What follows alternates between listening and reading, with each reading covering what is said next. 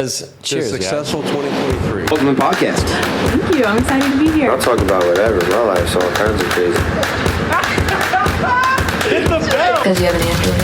Oh, yeah. That's what it is. Just suck. Just subscribe already. Well, thank you guys for coming on the podcast again.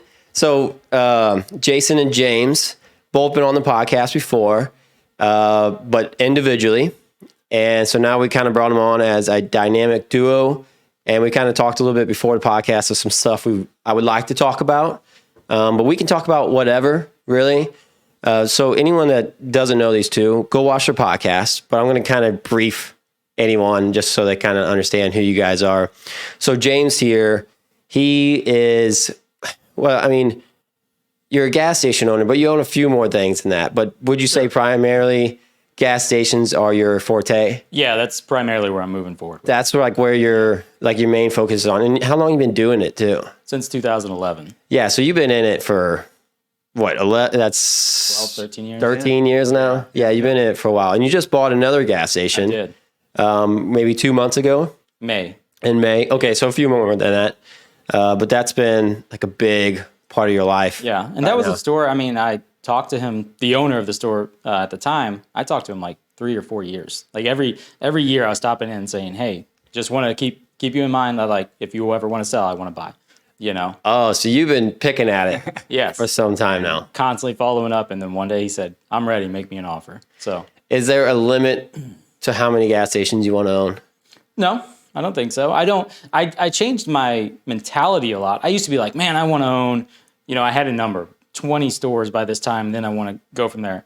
I'm more like, I just want to grow at whatever pace it grows at, but I only want A-class stores that are going to make the most money or do the most business. Because what I've learned is every store is the same number of headaches. It doesn't matter if it's a great location or a terrible location that doesn't make as much money. So it's like, instead of focusing on a quantity, I would just want to focus on quality. Yeah, I could totally see that.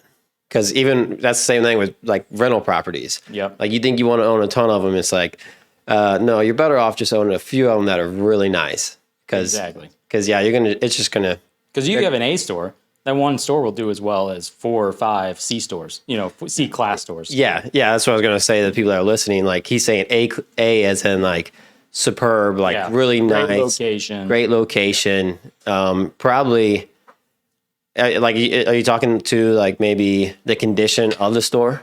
No, actually, you look for opportunity because you don't want to buy a store that is superbly run, right? Like if you have like a store owner that runs it every day and he does an amazing job and you want to be a multi-chain owner, you probably don't want to buy his store because you're going to pay top dollar for it because it's in superb condition and a superb location. Yeah. And honestly, if you're not going to be there every day and you're going to put a manager in place, it's probably all downhill from there. Yeah. Right? You're not going to do as well as he did, probably. So you want a great location that is not being run the right way. Where you see opportunity. Where you see opportunity, where you say, I could actually make this better. Yeah, you guys are looking for a diamond in the rough. Yes. Is what you're saying. Yep. And then you can grow it to be exactly whatever you want. Where you can take it up. Yeah, because basically if you buy a superior store, it's basically, there is no up. Yeah. Right. It's just you've hit the ceiling already, and then you're just stuck at where you're at, and most likely the only direction is down. Will be down. Yeah, because nobody cares about the store as much as the guy that actually owns it. Right. So no one's going to put as much heart and soul in it. But if you're not there running the daily operations because you've got other stores, then you're not going to have. You'll have a good manager, but not anybody that cares as much as you care. Yeah, and like. Is the plan for them? I guess the plan's probably different for all of them. Mm-hmm. You have an idea of what you want probably in the long run, but I know some of them you're demolishing and rebuilding. Yep. So it's probably each one's individual case. It depends. Like the Bluff Road ZX that we just bought, the store location is fine. It doesn't need to change as far as where it sits on the lot. We're going to make it bigger, gut and remodel it. But it's like in Gerald's case, it needs to be moved back away from the highway. So that store has to be completely demolished, completely rebuilt further back down the lot. Mm-hmm. So, was that the plan when you bought the Gerald gas station? Was that even in mind? No, it wasn't. It's just, that's more when I met my partner and he's done it so many times. And he's kind of said, like, when you have a store like this that does as well as this does, you know you can only do better if you make it better. And he's done it enough times to know that if we demolish the store and we build a nice, beautiful store, it will do even better. Yeah, it's so interesting how, like, when you bought the gas station, it was just like you're just trying to get into the business, and you're just like, because you could have ended up with one that was like superior. You know, somebody could have been like, hey, I got the numbers good for you. You can buy this one. And then maybe you would have never met this gentleman because you got this nice store. But now, because you had a rundown store, you kind of had to work a little harder. And maybe things just kind of fell into place. Right. And it just worked out. Like, it just worked out for the best. But and even with Gerald, like, from what I bought it, so, you know, just to give revenue numbers, like, inside sales when I bought it, that store averaged $103,000 a month inside sales.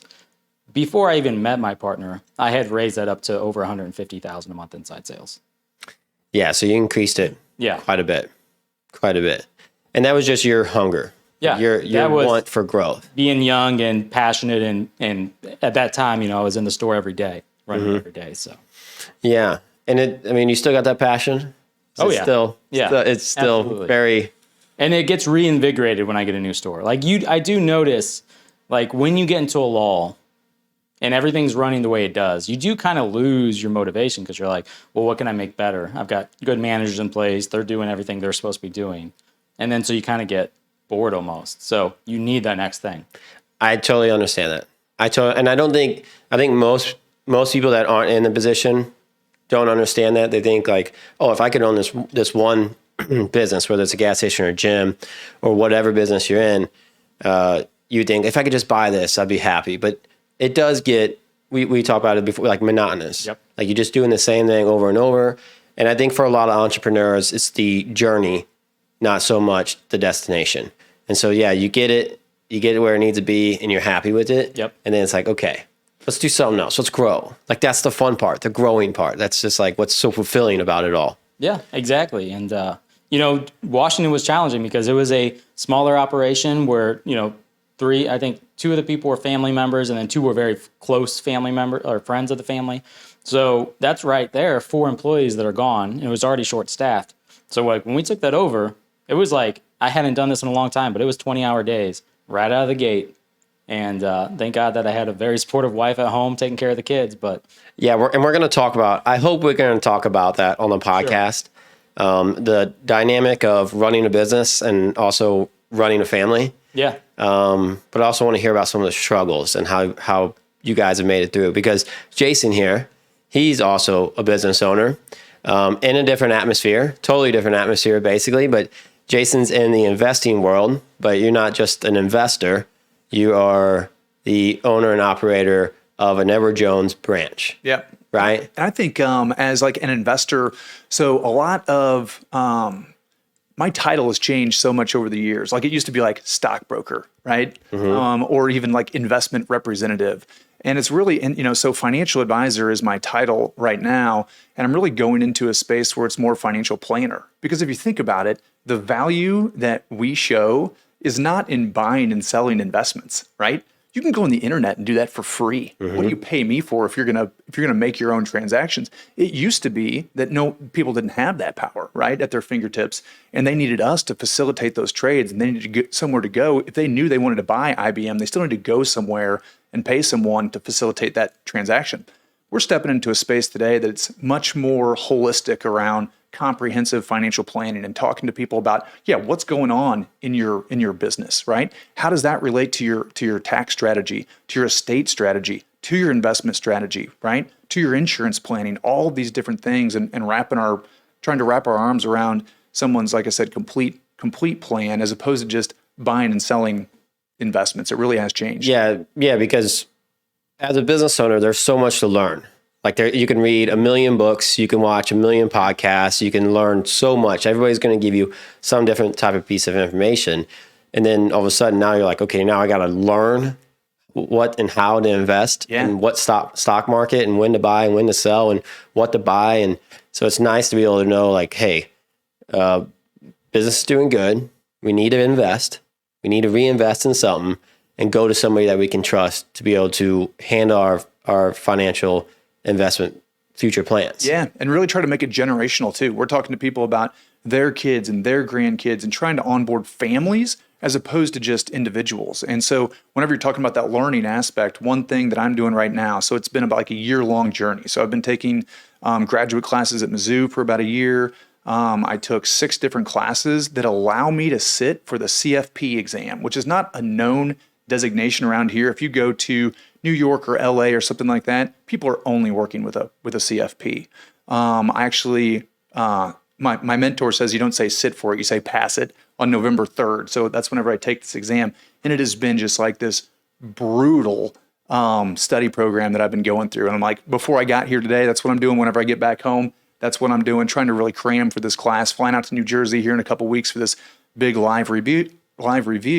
But it's really like increasing acumen far beyond just investment planning, right? And really understanding the tax code and understanding different types of estate planning techniques and trusts and different things like that. And understanding, should I be an S corp or a C corp or a sole proprietor, a partnership or whatever it is, and how do you structure all these things, and just helping people through a million different aspects. But that's actually something that I'll complain to my family about, but because I'm putting so much work into it, but I love it at the same time, because I feel like you were saying earlier, something kind of gets stale over time, right? Just selling stocks and bonds is not what I'm interested in doing. Yeah. I'm interested in really helping people like fully plan for all kinds of things in their lives. And it's been like, you can almost call me like an investment counselor. Yeah, absolutely. the way it is now. So will that be through Edward Jones, or is that be? It's all through Edward Jones. It's an Edward Jones service that they come to you and Edward Jones is really changing. We've realized that the industry is changing. We've realized that what I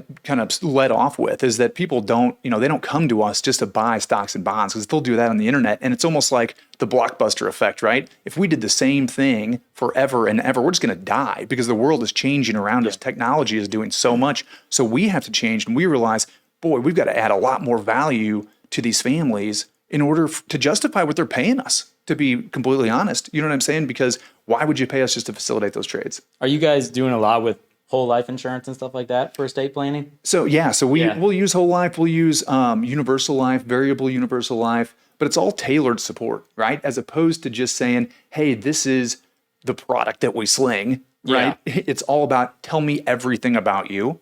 And now I'm increasing my acumen to the point to where I can think about all the different aspects of how does this investment relate to so many different things, and how can we use insurance for, maybe you need life insurance, maybe you don't, maybe you want it for different aspects, maybe you want it for some estate planning or long-term care planning or something like that, and thinking through all that different stuff. Yeah, all of my kids have whole life insurance that I pay for, so that when they go to college, they have this tax-free money bucket that they're able to pull from. Yeah. Whether it be, hopefully they all get scholarships, right? And they don't need to use it all to pay for college, but if they go live on a dorm, it'd be nice if they could focus on school and live off that life insurance pool. Yeah, absolutely. Keep that throughout their life and potentially use it for a lot of different things, because the plan for that today may be completely different. They could have that 20 years from now, but what they're actually going to use that for is remarkably different than what it could be now. Yep. Yeah, I think that's a great idea. And like for a parent to be able to start that for their kids I feel like is going to be huge. Because like college tuitions and everything in college just keeps going up and up and up. And so I would say like that's the one big thing holding people back from going to college. And also if they go to college, that's the one big thing that's like, even when you graduate, you're in so much financial debt that you can't even succeed at what you're wanting to do, because you're just buried in this debt that you can't get rid of even if you wanted to. Yeah. There's only one way to pay it off. Yeah. Or get rid of, I guess, die or actually pay it off, right? And I think the biggest thing people need to know whenever they're like, coaching their kids into college is making sure that you have a plan. Maybe college is right, maybe it's not. You know what I'm saying? Like that, it depends what they're interested in, right? Right. If you love building things, well, you can be an architect, or you can actually build them yourself in construction. You probably need to go to trade school and not architect school. And I think that AI is going to suck up a lot of the oxygen in the room for a lot of different jobs. And there's going to be a lot of jobs that you go to college for now that eventually are just going to be, like I said, completely eaten up by technology, and that the plumber and the construction guy and the electrician are going to be making tons of money because there's not enough people to do those jobs. We're already seeing that now. Yeah, you can take an overseas welding job and make 6 figures easy. Yeah. Oh yeah, easy. I don't know about this whole AI. People keep talking up AI, and I think AI is great, and I think it is going to be very helpful. But damn, I do not think, because a lot of people talk about like AI is going to take over the world. I work with enough technology now, I'm not like in no tech industry, but I work with enough tech to know that this crap does not work that well. Like there's a lot, like my TV the other day, I switched internet providers and it just bugged out. And it couldn't figure out, for whatever reason, it could not figure out how to connect to it. And the whole thing had to be unplugged and just plugged back in to be completely reset. And that's why I think if the technology around the AI that the AI is operating through is working well, then it's going to be fine. But I mean, how many of us have significant problems every single day with technology that I just I don't think AI technology could ever take over. I guess where I would disagree is first I'd be like, okay, well, look at where the cell phone started and where it's progressed to, right? Mm-hmm. And then I also go, I don't think I'm as smart as Elon Musk, so I feel like if he's worried about AI, I should maybe have some concerns. I totally agree. When I listened to a clip of Elon Musk saying that AI is very close to being able to take over, it is a little concerning because I do trust his acumen. He's a smart guy. I mean, they told him that you can't re-land a rocket after you launch it. And he's like, no, you can. And then he did it, so. That's what I love about him. Mm-hmm. That's what's so cool about him. So I've got a link to this. So we just got Starlink probably a week or two ago. And if you go to my internet, it's Skynet is what you got to click on, right? Terminator AI that takes over.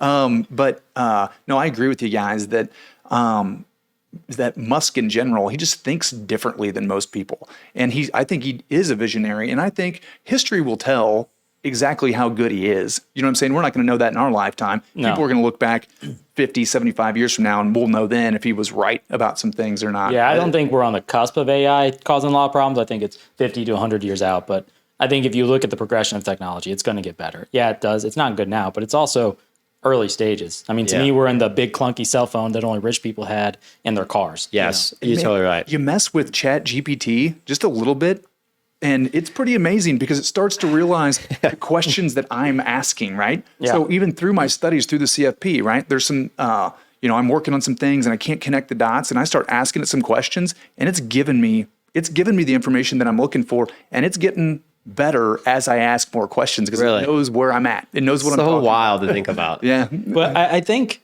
another good analogy, I think, it's kind of like the people that are saying AI is not that good and I'm not that worried about it. It's like they basically just had a baby. And because it's not having full-fledged conversations with him yet, they're going, this thing's working. Well, this human's broken. But it's the purpose of AI is it has to learn. So that's the fear, is how much will it learn and then how rapidly will it start to learn? And as it learns, where does it go from there? Yes, true. I think the intelligence behind AI is limitless, literally limitless.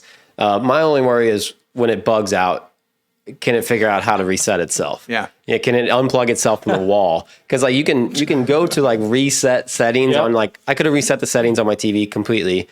But all it needed was unplugged from the wall, plugged back in, and then it solved itself. So if it can figure that out, I think we're going to be in trouble once they figure out how to do that. Do you think NASA has that problem? They're all those keyboards and operators and everything. Every once in a while, they're like, "Hey guys, we got to shut it down and restart turn it off and turn it back on."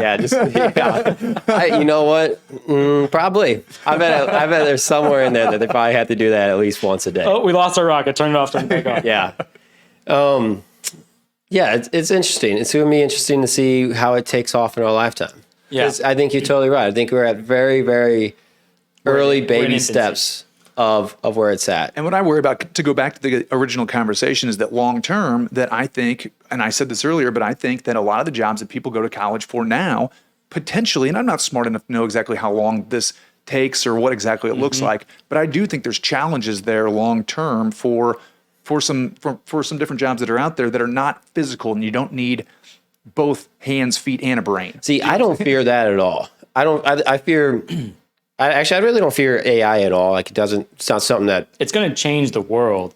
But I think human ingenuity has always found a way to take what's new and utilize it to make new jobs, new businesses, whatever. So I think it will be disruptive, but I also think will come out of it. I think it'd be, because, I think back in the day, like as technology was progressing, like there was probably stuff people did manually that whenever a computer could start to do it, they're like, oh, these computers are going to take our jobs. And now nobody would ever go back to doing what we were doing back there. Even just like the typo, like if you had to, like a typewriter, and you had to write out like a book or something, and then you had to actually manually go through it and typo everything and figure out like where your errors are at. Nobody would ever want to do that ever again. Like now we have Word, or we have these processors that tell us exactly what's wrong with it, everything like that. Like people were worried that it was going to take the jobs, but it's taking the jobs that nobody wants to do anyway. Yeah. Like and I think that as the time goes on, like I just got Photoshop the other day. It has an AI technology where you can circle something and you can just type in like Chat GPT. Yeah. Is it GPT? GPT. Yeah. And you can type in whatever you want. But it does not work at all. Maybe I'm bad at describing things, but I was just trying to like just tell it to like smooth it out, and it would put a flower in or something. Like it was just. But that's already a business people are starting. Is what's the code word or the word you use for AI?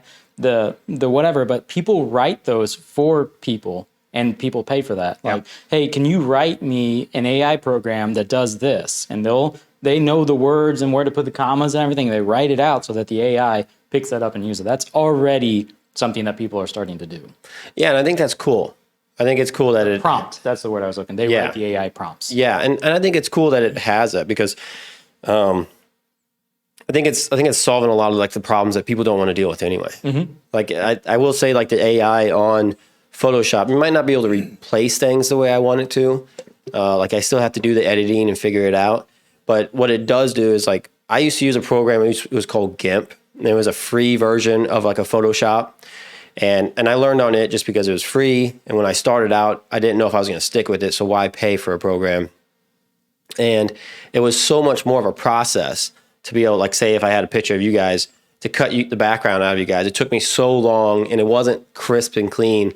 Now I switched over to this Photoshop program. You had to pay for it, but it makes the tedious process of it all so much better. And I never wanted to do that tedious process anyway. Like that's what took so long to make a thumbnail was it took forever to crop out around someone. Now the AI does it. So like that's why I don't fear it, because I feel like AI is just replacing the stuff that we didn't want to do anyway. Yeah. It's like it's solving so many problems. And I think it's going to replace maybe a certain percentage of things. And I'll relate it back to my business, because you think about this, and this is part of the reason that I have been going back to school and doing all these things, because there's this incredible human element that you can't replace, right? So coming and seeing me and my team in the office is completely different than something that you can do, which is Google, make me a financial plan, right? There's software out there that you're going to find that's going to say, tell me everything about you. And I think this is where AI is going to come in even further to really help create these comprehensive financial plans for people. But they got to go in and they got to put it all in. They don't know exactly what they're missing. You know what I'm saying? They're not prompted in certain ways. So there's this huge human element, but there is going to be a certain amount of people who say, hey, I want this type of plan, but I can just do it myself. You know what I'm saying? And I can go online and figure this out myself. And that's part of the reason I think that myself and Edward Jones is really, we're trying to sprint to where we think things are headed in the financial services industry, because we're seeing, like I said, I made a presentation a couple of years ago now, one of our summer regional meetings, that say, hey, everybody pick up your phone and Google, make me a financial plan and see what you get. And it was really eye-opening, because how much you can do there. It's like, so we need to be able to do that, but we need to be able to inject that human element into it. Yeah. I think it's like a transfer of education is very important from person to person. Yeah. And there's like certain aspects of AI that are going to be great, because it could if you knew what you wanted in a financial plan, you can tell Chat GPT or these AI technologies to do it. But to get to that process, sometimes it's not always easy to Google what you need to learn. Because like if you don't even know that you need to learn something. You don't know what you don't know? You don't know what you don't know, exactly. So to be able to go to someone like you, the transfer of education there is still very important from person to person. Yeah. Because like you're sitting there and you're thinking of, like when I come to you and I'm like, hey, I'm wanting to do this stuff in my future and I don't even know where to get started. And then you're like, okay, well here's what I would do. And you have that progressive thought process. And a process. And you can come up with ideas for me, where AI doesn't come up with the ideas for you. You have to push the ideas on it, and then it can generate ideas based off of yours. But if you don't know what to even ask it, it's not going to be able to tell you nothing. Right. Well, and you have to go to someone like Jason, because we talked about whole life insurance, but in the whole financial plan, that's one drop in your bucket of what you need to be doing to financially plan. You obviously need some kind of retirement plan if you're a business owner. What account? It's not a 401k, but what do Like a Roth IRA or Roth IRA? But also, isn't there something like a 401k for self-employed people? Oh yeah, there's like a lot of different ones. So Yeah. there's like SEPs and Simples and Owner Ks and all kinds of different stuff depending on how your business is structured that you can set And up. then you Really need help someone out. like him to tell you, like, when you're retired, right? So you're living off your 401k, but now you're in a down market. Well, you don't want to pull from your 401k in a down market. So what do? Then you switch over to your life insurance bucket. Say, let's start pulling from the life insurance. Otherwise, you're going to deplete your 401k because the market's down. You right? Wait for the market to go back up, then switch back to your 401k. Stuff like that's what a financial planner helps you with. Yeah. Yeah. Someone that you're active in the market all the time. You're watching this stuff, and you do it for me. Like you'll send me an email and say, hey, I think right now this is a good time to sell out on this, and we can change over and put into this.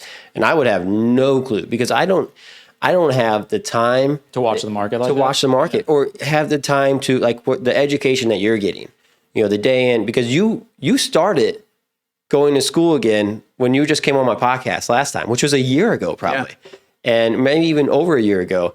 And there's so much education in it that, yeah, you would, like, most people don't have the time to take out of their life to learn all that information. I have a question. So with stocks now, a lot of people use algorithms. When did that start? Was that into your career, or was that before you started your career? People were already using algorithms. Even before I started, that was going on. So that is like a computer trades for people. you It explain shorts, it long stocks when it thinks that they're going up, and it shorts. It's basically AI for stock trading. And I got one of my best friends, his cousin is an engineer, and he wrote his own algorithm. So he's got this thing that just trades his stocks for him. Yeah. It shorts them when they're going down, it longs them when they're going up, and he doesn't have to think about it. But does it transfer them into something else? Like in the algorithm? It can manage a portfolio for you completely. So it'll have certain amounts in cash at certain points in time, and then deploy that whenever a certain stock hits its 52-week low or something along those lines. And you put in all this information and code it, right? And then it does it for you. It's honestly not something that I'm very knowledgeable on, because that's not what we do, right?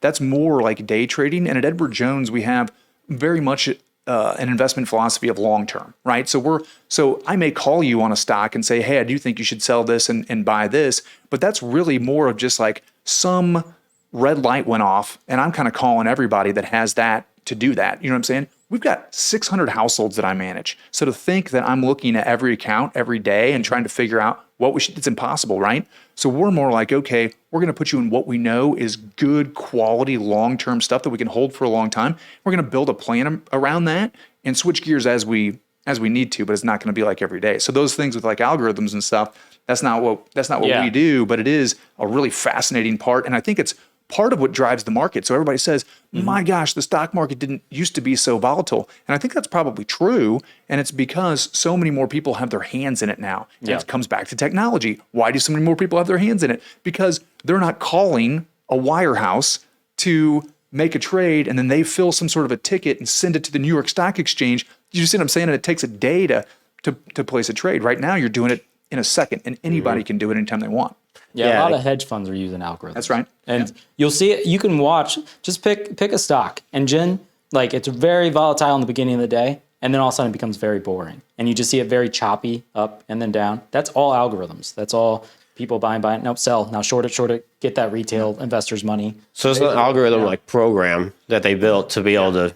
But like you said, it's like a day trading thing. That's right. And so what we look at is what's a good quality company that we think are going to have great earnings over the long term, and then you own them as opposed to trade them, right? You hold them. Yeah. And now, not to say if you make a huge profit, we're going to trim some of those off, right? But we're buying good stuff that we think is going to really grow over the longer term, because we think that it is incredibly hard. And I mean, statistics have shown this, that it is just incredibly hard to actually time the market and get it right. Yeah. I mean, it is just, you got to be right whenever you're getting in. You got to be right whenever you're getting out. You got to be watching it all the time.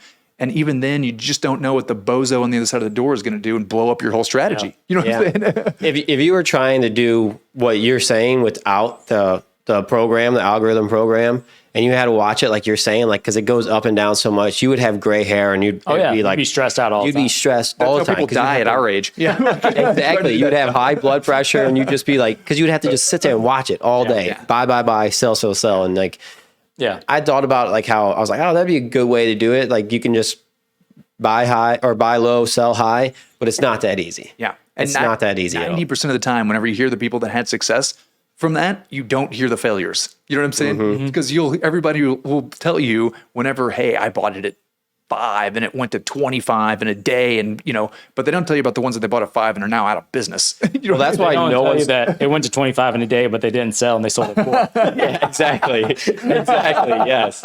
Well, that's exactly what happened with crypto.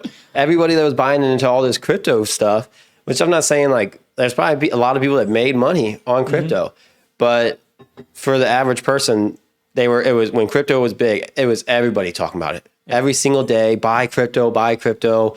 And it was the thing for probably 6 months.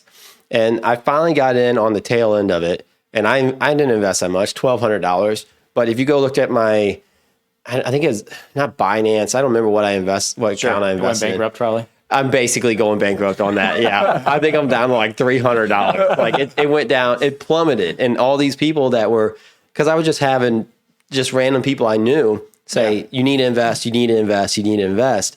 And some people I know put in a ton of money and lost so much. And these ones that were hyping it up, they're crickets now. Whenever Bitcoin was at 65, there was still people screaming, this thing's going to 120. Oh, it's going to 250, whatever it is. And now it sits at 30 or 34,000, I think. Or it's maybe 26,000. I seen 28 the one day. Yeah. I just check in like once every 6 months to a year just to see how low I am on it. I will say that's still a pretty high for Bitcoin, because Bitcoin, if you watch it historically, it goes way up and then comes way back down. It's not receded. Like the last recession that Bitcoin had, it went down to like 8,000. It's nowhere close to that. People are still valuing it as something for the future, a useful tool. Yeah, I think governments will shut that down. We'll see, but I think so. It'll be interesting to see where it goes, what happens with it. I just heard for the first time the other day, a guy that I know lives at the Lake of the Ozarks. He apparently used some of his crypto to be able to reinvest, and like the bank will use his crypto. Really? Like they'll actually loan against it, and he bought a rental property off of it. That's crazy. Interesting. I've never seen that happen before. No, I can't hardly get a bank to use my equity. Yeah, like it's a hard asset. Yeah, I'm like, what? How do you get? But I think it just comes down to banking, because you get the right banker and you can make a lot of things in life happen. Yeah, but you get with the wrong banker and it could be a struggle for you completely. Like right now. When I bought a lot of my businesses, a lot of it wasn't perfect 20% cash down. A lot of times, or like rental properties, it wasn't always 20% cash down. Sometimes it was partial cash, partial secondary, or maybe they worked some deal out with me where I only had to do maybe 15% down, something like that, depending on the deal, if there was like a lot of equity in it. But I also had a banker that was killing it for me. Like someone that, like when I went in, she wanted me to succeed. Like she was on my side. Mm-hmm. I just now got to the point where I'm battling a bank because she left, and she still works for a banking industry. But she only does residential houses. And so when I was buying my first few properties, she could help me out. But now it's like to a point where it's all commercial. Everything's commercial now. And then so the new bank she works with, she has no pool on the commercial side. So I stuck with my bank thinking maybe I do a lot of business with you guys. Maybe we can make something happen. But I've gone to them now 4, 5, 6 times for some not like crazy deals, but they were diamonds in the rough. Yeah, like you were talking about with your gas station. I look for those deals too. And whenever I bring them to them, all they do is look at the numbers. And if the numbers aren't perfect, they don't even want to make a deal happen. They're like, oh, well, the numbers are off here. So they're not even like trying to, what I liked about my other banker is she was how can we make this happen? Creative. She was creative. Like, she's like, okay, well, this isn't perfect, but what can we do to make it so we can make this loan happen? Yep. Yeah. I love that because that's my attitude. Like, whenever I'm ready to invest in something, it's like, well, how do I come up with the money for it? I might not have it now, but what do I got to do to come up with the money to be able to invest in it? How do I make this deal happen? That's what I liked about her. I feel like right now with my bank, what I'm battling is, yeah, they're just like, it's not a good deal. We don't think it should happen. And they just shut it down. That's where the process ends. And I hate that. I hate that thought. Comes back to that human element. You had a relationship there. You know what I'm saying? She wanted to see you succeed and help you out. And so you could do stuff. And now it's just like, you just look at the numbers and it's just too cut and dry. Yeah, it's just too cut and dry. So, like, do you, like, have you ever, like, because you have Early days, yeah.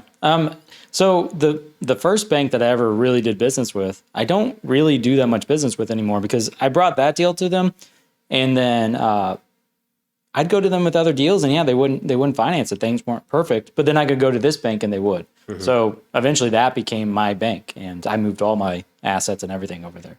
And I don't think you're in a great position right now to do that because you probably have some good interest rates on things that are locked in, and you don't want to risk raising those interest rates. My gym is not fixed. It's not fixed. No, whenever I got my loan for my gym in 2021, they said on a commercial loan, they could not have a locked in fixed rate.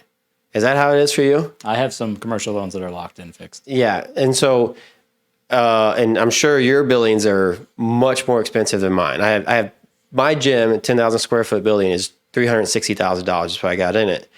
But it's all real estate. I have none of the loan is on the business at all. So everything, like any supplements, any equipment, anything that's inside the building, any renovations are all cash out of pocket.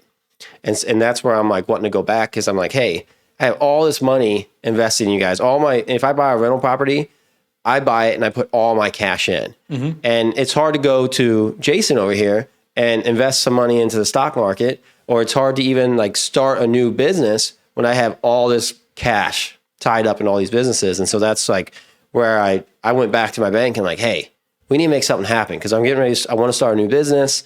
I need some cash. I got it wrapped up, and I'm not going to put myself in a position where I use all my cash to start a new business, and then these other businesses are starving. Sure. Because I'm all tied up. So that's where I'm at. And I have been talking to some new banks.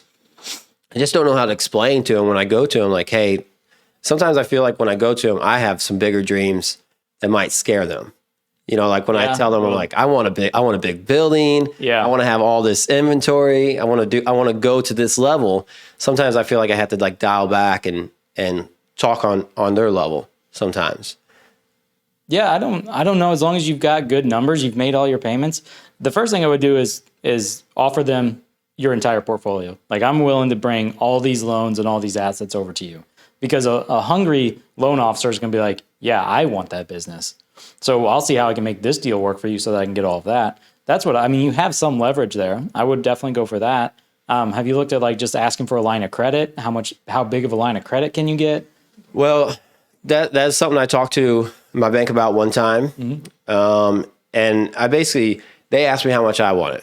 And I told them, I was like, I want $200,000 on a line of credit. And basically they said no, like after they went to, because my numbers were just a hair low, a hair low.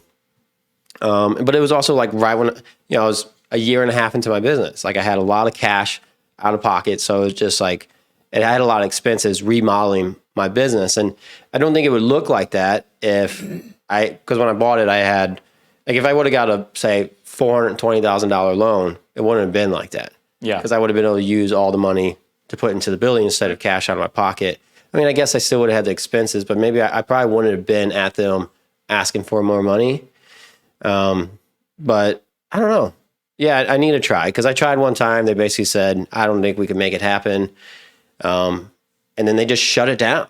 They just shut it down. And see, that's what I don't like about it. I'm like, okay, so you don't want to give me the line of credit now. So what do we got to do to make this line of credit happen? Or at what number can we make this line of credit happen? Like maybe you not said do no to 200. 200. Can you do 175? Can you do 150? Yeah, 100,000. Yeah, like whatever, so I can keep reinvesting. Yeah, I'm not pulling out 200,000. I just want access to 200,000. Yeah, I went to buy a guy off because I invested in some billboards, And when I invested in one set of billboards, I bought 13 of them.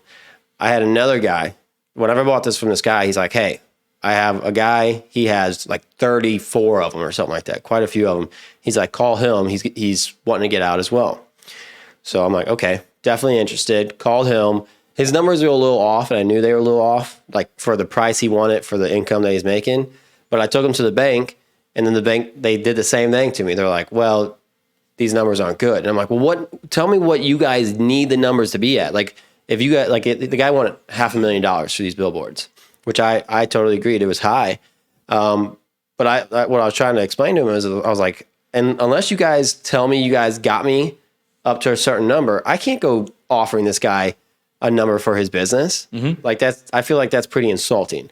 I was like, I need to know that you guys got my back. That way, if this guy says, right, well, I'll take $300,000, I need to make sure that you guys are good with it. But they didn't even want to. They wouldn't give you a number. They wouldn't give me a number. And that's where I'm like, I'm battling them right now. And that's a big reason why I want to talk about it on the podcast. So people out there can understand that I've been with my bank now since I was 18 years old. I'm 31. They're the only bank I've ever banked with.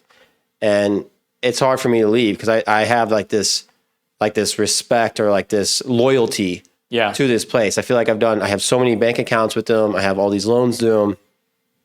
But there's going to be a point in life where like I feel guilty almost like going to another bank or even telling another bank like, hey, I'm not happy with where I'm at here. I'm wanting to leave and just start over with a bank that wants to see me succeed. Can the loan officer you had that went to a different bank, can she reach out to the commercial division and say, I want you to talk to this guy. I did a lot of business with him. He's willing to bring all his business over here, and he's reliable. He makes all his payments. He's good for it. I think you should meet with him. I mean, can she give you that olive branch to them to build your rapport for you? Yeah. You know, that's what I would do. Say, hey, can I use your connection and you introduce me to somebody? Give me the most hungry loan officer over that division. Yeah. So I started working with a super dude, vice president of the company, super nice guy, and always hears me out, and is always like even on my side when I'm proposing these ideas. And she did. She was the one that introduced me to him because she knew she was leaving. She's like, hey, this guy is very hungry. He's young. He wants to see these other young people succeed. He's working very hard, and he certainly is. But when it came down to like the nitty gritty of it, like, because, you know, at the end of the day, he can't just approve a loan and pass it through. Yeah, it's got to go through a board. Sure. It's got to go through the board. And what I started to figure out is he won't stand up to the board. Because I just had a deal recently that went through, and he was justifiable for what he did, but I had a secondary on a property, so I had it was just secondary equity in case like something were to happen. They could take the secondary, or they could take the equity from the property and hold it for another. So when I bought my gym, they used equity from a rental property. Sure.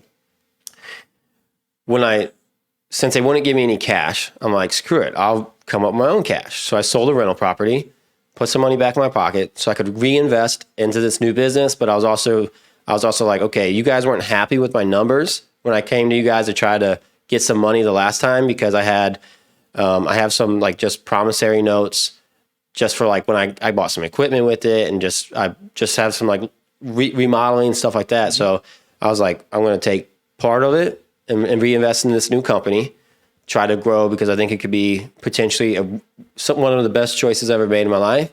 But then I was going to use the other portion of it to pay down some of these promissory notes, because I've been paying on them for years. And I'm like, we could get rid of them, make my monthly numbers look better, but then I could also reinvest into this other thing, which is what I was going to do if I got money back from the bank anyway. I was just going to invest in this new company plus pay down some of these other notes. But whenever I went to sell it the day of closing, they called. I was in closing signing, and they're like, we want the cash. We want physical cash from this sale. And I was like, well, can't we just transfer the equity to something else? I'm like, I have equity in I just bought another rental property. I'm like, I have all this equity in the gym. Let's just tie it up. Like, I didn't have any cash from this secondary on this rental property on hand. So like, why can't we just transfer it to a new property so I can use this cash to pay it off? And he told me, he's like, it makes perfectly good sense. He's like, I totally agree. Like that'd probably be the best route to go, but the board wants cash. And that's what made me mad, because I'm like, dude, whose side are you on here? Like, I need somebody to back me up in there. I can't, like, because sure, I understand they want cash, but I'm like, you need to understand that this would help my numbers out. I think we're in business together. Just being real with them too. You know what I'm saying? And telling them like, hey, I really want to work with you, but here's Not the working. reasons why I don't know if I can. You know what I'm saying? Like, I really want to, but you're not allowing me to do that. And I'm going to have to start looking around. You know what I'm saying? If we can't figure something out, I'm going to have to, and you never know, that may change some attitudes all the way around. Like, then he goes to the board and says, hey, this guy's like giving us a lot of business. And he's telling me that he's about to walk. Yeah, that's right. Yeah. And I think that's what I'm going to, and that's basically already what I am doing. Yeah. And it's that's not what I an said. easy process to do. Yeah, right. Whatever financial institution your prior loan officer went to, I would start there and say, can you introduce me and give me some rapport? I tried it. Didn't work out for She me. didn't want to do that. Well, are you talking the new one she's at? So yeah, we did it. But the guy there, I did the same thing with the billboards. So I took the billboards and took them to both of these guys and said it. But since I have no accounts there, and like she probably put in a good word, but she was really new with the company as well. So she didn't really have like a lot of leverage in the company.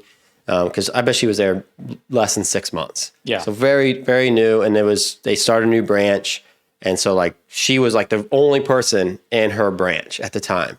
So I don't know if she just didn't have a lot of pull or whatever, but he did the same thing. He was just like, well, the numbers aren't good. And I met him in person, and I was like, I really want to know what the numbers have to be at. And he, like, it was just, I don't know. He just didn't seem like he was out for me either. Yeah. And I'm really to the point now where I'm like, if I'm going to grow, like if I really want to grow, I want somebody that's hungry for me.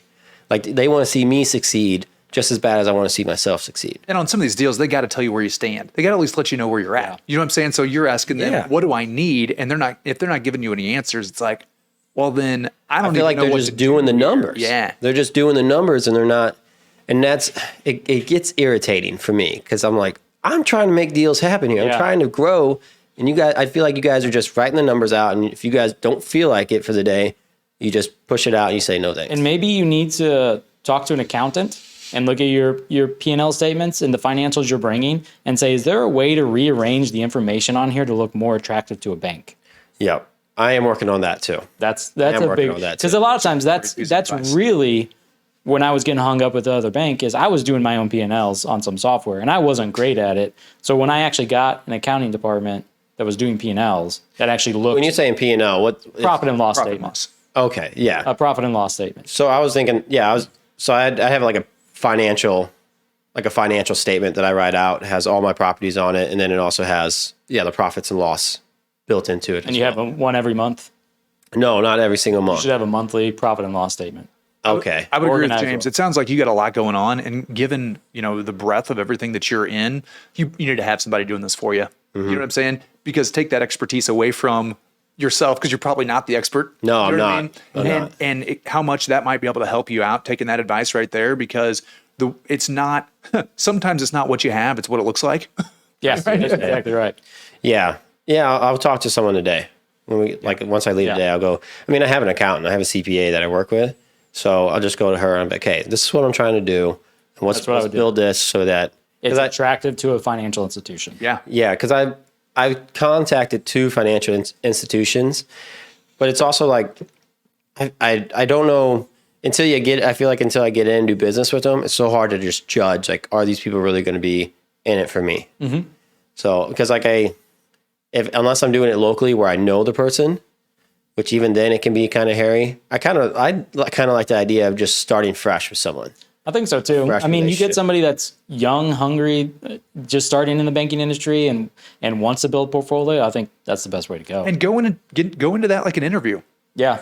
Your interview, like you go in there and say, hey, I just want to set up a time to meet with you, to talk to you, to see what your philosophy on things are, to give you some ideas of what I'm working with and to see if we're a fit together. But you treat that almost like an interview, right? And make them know that, hey, you're working for me.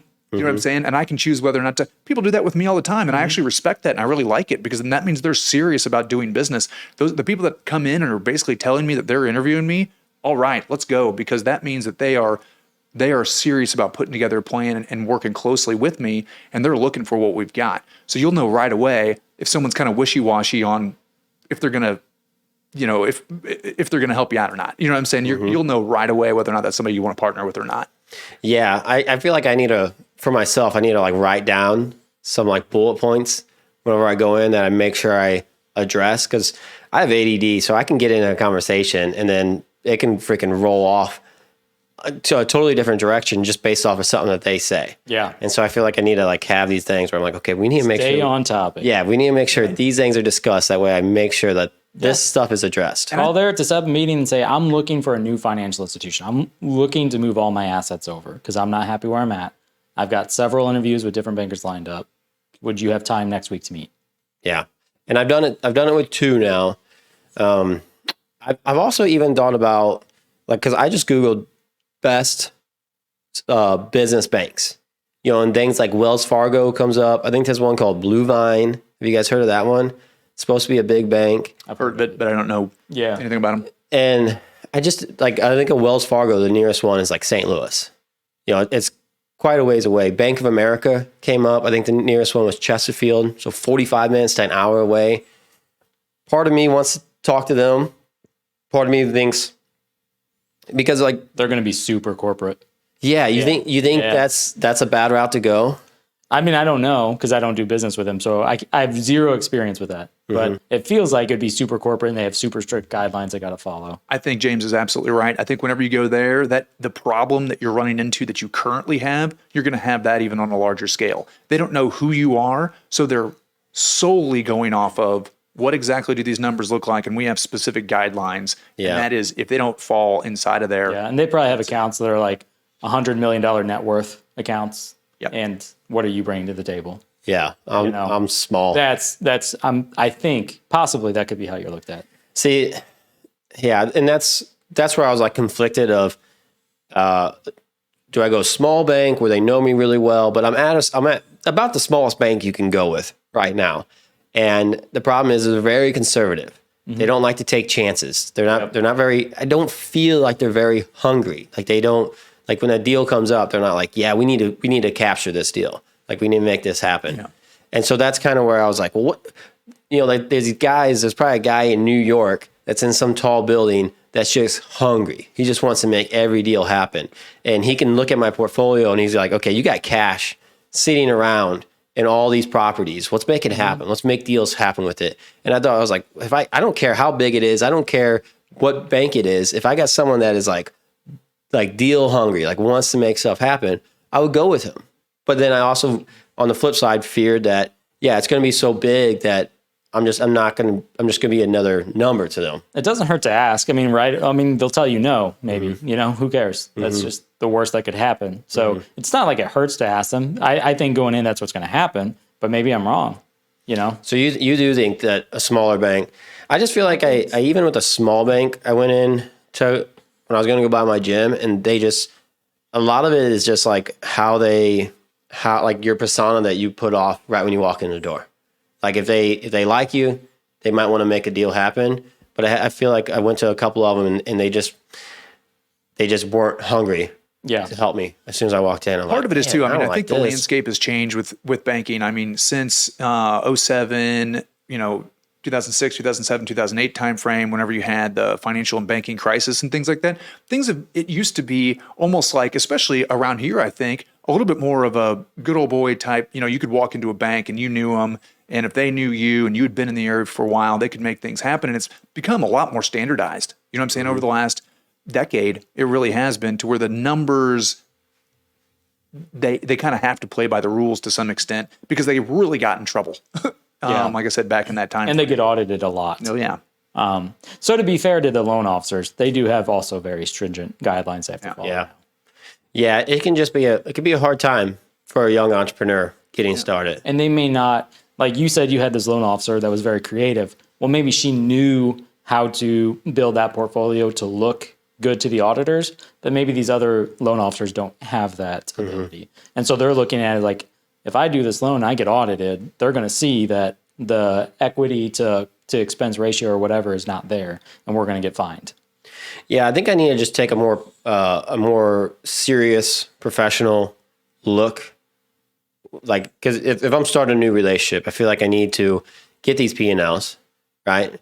and get a financial statement and get this stuff and get a folder and just make a day or make a week of it and just shop around. Just like shopping for a new car, just go into a bunch of different banks, shake hands and sit down and be like you said, I'm looking to change financial institutions. I'm shopping around trying to find who I want to do business with. I need somebody that's on my side. And we don't have a lot around here, but I need to venture out more. Yeah. I need to I've had some suggestions over like in Rolla, Chess City, and in Washington, which aren't even massive communities, but they're bigger than the community I'm in. And just spend some time. And it will take some time. Yeah. I do think if you're doing your financials yourself and you don't have monthly P&Ls, probably your biggest problem with banks right now is that you don't have nice, clean financials that they can look at and know exactly where everything stands. So, see, I do quarterly. So I'm going to have to start doing it monthly. I think so. I think, and it's better for you. Do you want to catch a problem at the end of 3 months or at the end of 1 month? Sure. So do you have a bookkeeper then? Yeah. You have a bookkeeper that does it all. Is a bookkeeper that expensive? It gets more expensive with the more. She's on payrolls. I mean, she's not cheap, but she does a great job. She does an amazing job. But even through Jones in my business, and the bookkeeping goes through Edward Jones, right? But I have a P&L that I look at every single month that shows what are our inflows, what are our outflows, what am I paying, obviously, and what am I paying in rent, what am I paying in employee expense, what am I paying in paper, you know what I'm saying, everything, and really shows every single aspect. And what I'll do is, for the biggest part, compare from month to month and see, is there anything drastically different? You know what I'm saying? And then you compare it year to year too, and kind of do the same thing and be like, okay. And every now and then you'll just see something that's like, beep, beep, beep. All right, we got to check this out because that doesn't look right. Yeah. I'm going to start doing it. It just sounds fun to me. Yeah. I think seeing those numbers sounds very interesting to me. Yeah. Because I guess I could. Yeah, in my world, it's all category margins and then expenses. So I'll look at, why is this category's margin so low this month? What do we have going on? So maybe we had price increases and I didn't catch them, so I have to go in and raise retails. Or maybe I didn't pay enough attention to what the managers were doing, and all of a sudden we have a way high employee. The payroll hours are really high, and I spent an extra $5,000 on payroll that month.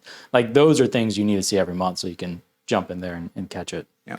So like in your categories, is your snacks, sodas, liquor, beer, wine. You have everything, profits and losses for everything. It's the retail, the cost, the gross profit on everything. But you couldn't tell if it was energy drinks that were costing you.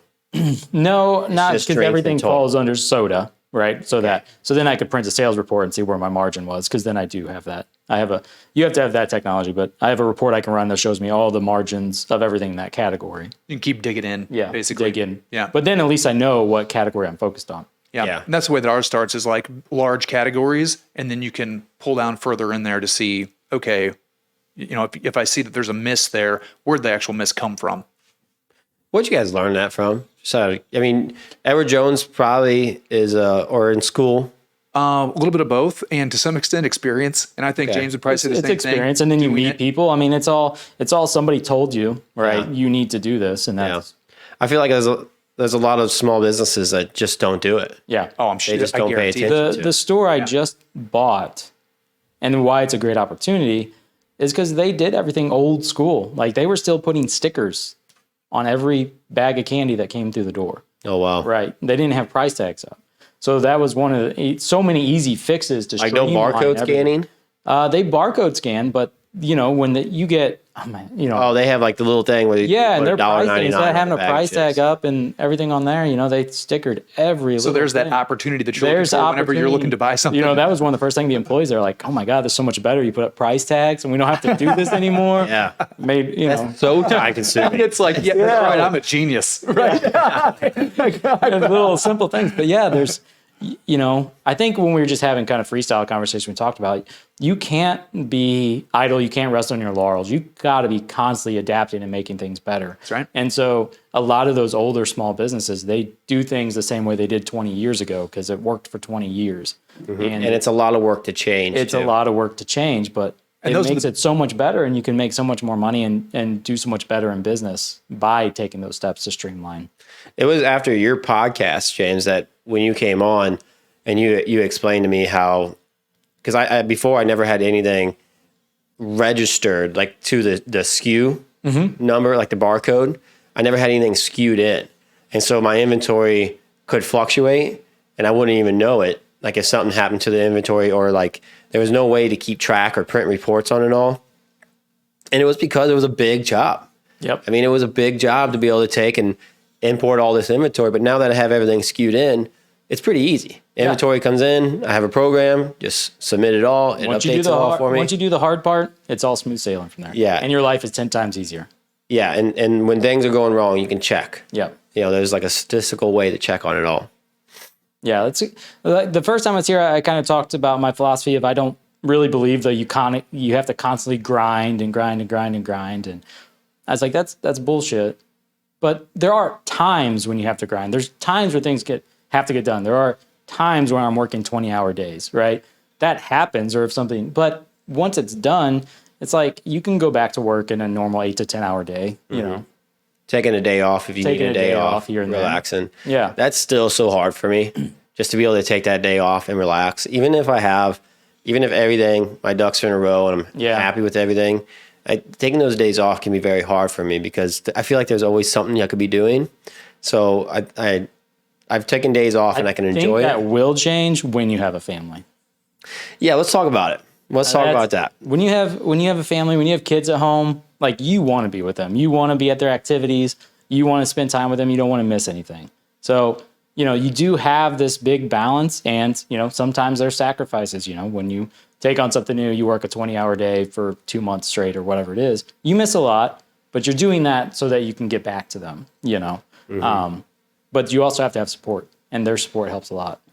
And for me, what am I doing everything for if I'm not building something to take care of them, like providing for them? Yeah, and maybe to leave it's a big for drive. them one day. It's a big drive. Completely changes your perspective. You know what I'm saying? Having a family, that whenever it's just about you, or even whenever it was just about me and Sarah, you know what I'm saying? That it's like, I just have this drive to make as much and create as much and build as much as I can. And then you've got kids and you just see it in a completely different light. And now it's like, well, how much time can I spend with them? And what do I need to do to maximize that amount of time? And how do I create these incredible people that I'm trying to create, and show them that money is not everything and work is not everything, right? But that those things are important, and you should work hard and strive for that all at the same time. And it's easy for me to take a vacation or take a day off because like that's what really fills me up, and that's what allows me to work that 20-hour day, is because I was able to get filled up through that family experience. I actually had, through all this CFP studying and everything, there was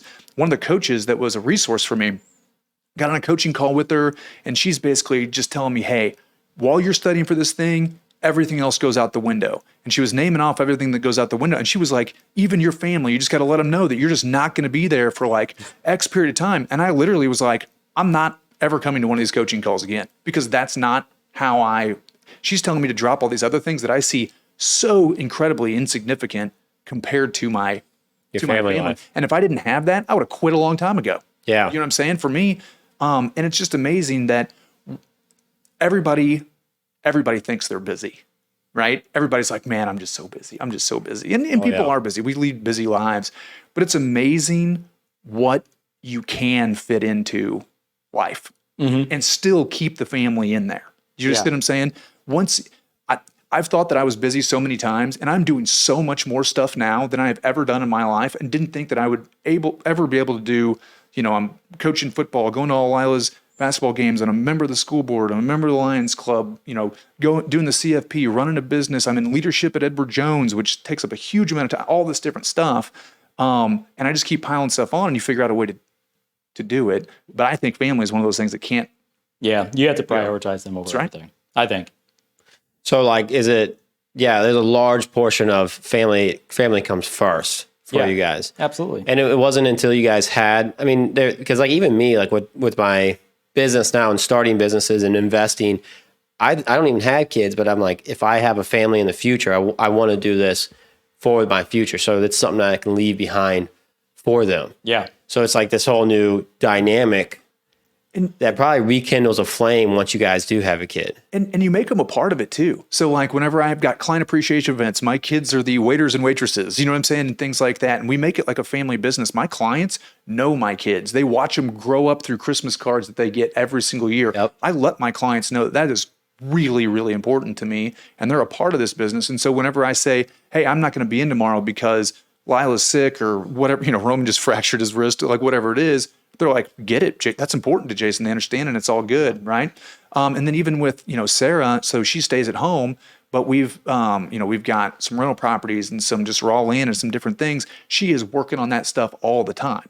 So yesterday I'm at the office and she's on the outside of the office on a ladder, popping out this vent because one of our tenants' dryer vent was clogged, right? And she finds she comes in the office and she's got this. Found the problem. Yeah, she's like, found the problem. And it's this huge wasp nest that was jammed up into this vent, right? And so like stuff like that. But it's all, and especially with my kids getting older, it feels awesome because it feels like this team that's all pulling in the same direction. We call it Team Crowe, right? We're all heading the same way. We do things a certain way. We present ourselves a certain way.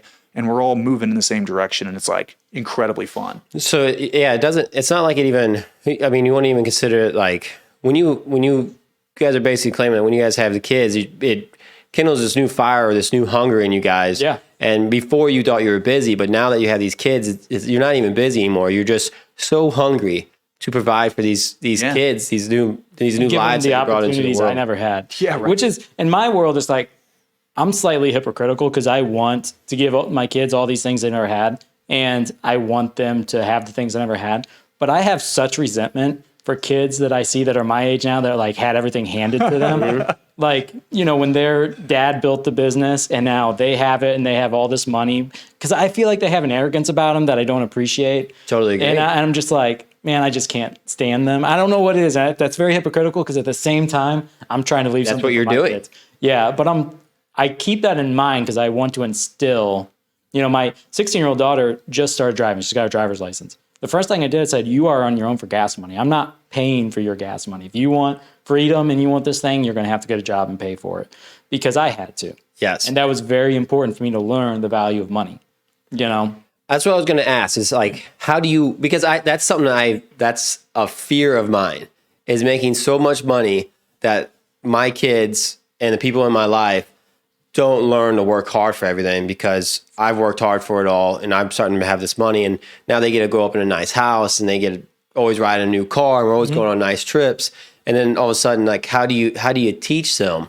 How do you like make it, because you want them to have some struggle in their life so they know what it's like to be hungry to achieve something, to go and actually work hard for something. Because I think like Jason said, you have them working by your side when they're young, because then they see you working hard. They see what it took to build it, and they have an appreciation for it, and you make them get their hands dirty in the work that you do, so they have an appreciation for it. But even from that, like, if none of my kids wanted to get into the C-store business, I would be completely fulfilled still, as long as they had the life I never had, the opportunities, and they went and made their own success. Mm-hmm. Like, as long as at the end of the day, they're independent adults taking care of themselves and their own family, I'm completely fulfilled. I think it could almost be better that way too. Yeah, absolutely. Because then that's where they find they have to go through a struggle of their own, and you get to put in some information and some help, but they're actually working hard. Like they're the ones having to go into these banks and talk to these loan officers, and maybe you might have, like you have someone like you can suggest, hey, go to this bank, this loan officer, talk to them. They can probably help you out. But they had to come up with the money for the down payment. They had to find the business or the building to start their business, and they had to go through a struggle. I almost think that'd be the better way to go. Yeah. I mean, it'd be harder to watch them go through it because through all that, there's going to be hard times. But I mean, that's where like gyms blossom, right? Like that's where that's where it comes from. My kids already know that whenever they're not going to go through school and then come out and be a part of my business. You know what I'm saying? Yeah. That's not an option. They need to go out and fail at something first. You know what I'm saying? Or make it great. Hopefully they make it great. But even if they fail at it, there's always going to be a place for them. You know what I'm saying? And it is something that I feel like we're just so fortunate to live in a country the way that we are and be able to build something great. And that's part of that. Land of opportunity. It is. It really is. And being able to share that with your family. But I want to see them work really hard and either build something on their own or understand what it is to work really hard and it doesn't work out. You know what I'm saying? What did you learn from that? Now let's come back and potentially talk about some opportunities or something like that. But because it can be soul crushing if you try something and it doesn't work out, and if you're in a position where you don't have someone that tells you like, hey, that's okay. People fail in life. Let's do it again. Let's figure out what we got to do to make it right this time. we talked about this last time, but I really do believe in that idea of like failing forward. Yeah, right? yeah, The absolutely. idea of, okay, that didn't work.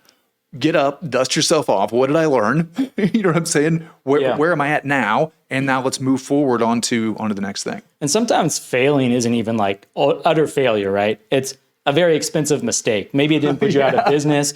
Maybe you can pick yourself up from it, but you learn like, I just lost $4,000 because I did something stupid, or because I wasn't watching something I Wasn't should paying have been attention. watching. Now I know I have to start watching that. Now I need to design a system. And that's what failing does, or problems. Like if you want to be in business, you have to be a problem solver. That's it. Like if you don't like solving problems, business is not for you. I tell people all the time, that's the only reason people talk to me.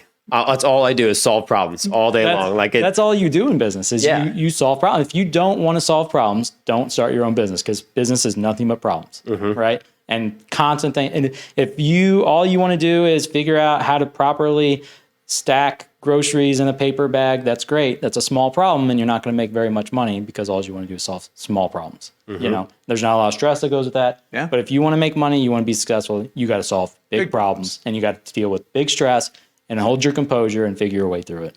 that's totally true. And that's for kids. That's what you have to teach your kids too. You can't solve all their problems. Always be good to people, never burn a bridge, right? Because even if something's not going your way and it is someone else's fault, right? Don't burn that bridge, because you could need that person later on down the line. I recently read a good quote from Warren Buffett, which was whoever his mentor was told him is he never talks to somebody when he's angry, because you can always tell someone to go to hell tomorrow. So he's like, I can always wait till tomorrow, but by then I'll probably be cooled down and I won't be want to fine. say it. You know, I can always tell someone to go to hell tomorrow. That's totally true too. So I try not like anymore. I just don't let anything get to me. I try not. I mean, there's times where I like something will internally get to me, and the old Ryan would get upset and would just tell him to go to hell or whatever. But now I've learned that everything in life is just a reaction to something else, and that my negative reaction to their negative reaction that's happening to whatever's happening in their life is not going to have a positive outcome. Right. So it's just like they can call me whatever they want, they can do whatever, but I'm not going to be that person that puts out that negative energy back out into them. Yeah. And because I can just whatever it is, they're probably not going to feel that way the next day. They probably wouldn't be mean to me the next day. But even if they would, just being nasty back to them, now all I've done is just join their negativity. 99% of the time, getting mad is not helpful. Never It helps nothing. actually 100% of the time after you've had like your outbursts of anger, like the next day you're thinking about it and you're like, man, I'm kind of stupid. Yes. Like what I did was stupid. Yeah. The way I reacted was stupid. I should have said this and I shouldn't have said that, you know? But it's always after the fact. And it's because you didn't wait until after the anger subsided to think about what you should say and how to handle it. Yeah, you let the is it intrusive, or is it's just like in the moment you just hot. Yep. And you just let everything spew out. But yeah, you after fact, yeah, you're like, I should not have said that. That's not who I am. And nobody looks good mad. Do you know what I'm No. saying? Like it makes people look bad. Like whenever I see people that are really pissed off about something and going at it, it's like you're embarrassing yourself. Yep. You know what I'm saying? And you're going to say stuff that you really wish you wouldn't have, and it's not a good look, regardless. Yeah. So keep your composure all the time, and you'll never have that problem. It's a skill that has to be learned. Well, sure it is. some people have good composure and they're just very chill and relaxed and don't have a lot of them outbursts. And then there's some people that aren't like that. And I was one of those people that was not like that. Like I would just blow up. And luckily I learned it at a young age. I had my outbursts and my dumb times as a young kid. I just hadn't learned yet just how to be a better person, and that those things aren't beneficial. And it took me some time to figure it out. But yeah, that's not who I am now. And there'll be times where I get mad and I want to, and I'm like, you're not that person. Just breathe. Yep. Walk away from the situation. I'm pretty good at just it's like almost just like a what a subconscious thought in my head. It's just like, nope, see ya. We're not gonna deal with it. Move on. And I think I've learned over time too that whenever someone's mad at you, right? It's coming towards you. It's really easy to get upset and get mad back. But man, the best way to defuse those people, if I got somebody that comes in the office and they're hot, I know I didn't do anything wrong, or I didn't do it deliberately at least. You know what I'm saying? Because I know me. I know I'm on the up and up all the time, and I know I'm trying to do the very best that I can for people. So as soon as they come in, if I'm just like, just tell me all about it. What's going on? What can we figure out? And as soon as they hear me super, super calm, it's like all of a sudden they're like, they can tell, oh boy. They look in and kind of like I was saying earlier, like, I feel kind of silly now. Yeah. And then once we get to the root of it, it's almost always just a really simple something that they either weren't misunderstanding. They don't understand how things actually work. Exactly. Totally agree. So, and you have to be the one that has this calm composure that you can just take the time and you're like, okay, what's going on? What's the problem? Let's figure it out. And like you got to process it in your head. And you have to be the one. You have to be the problem solver.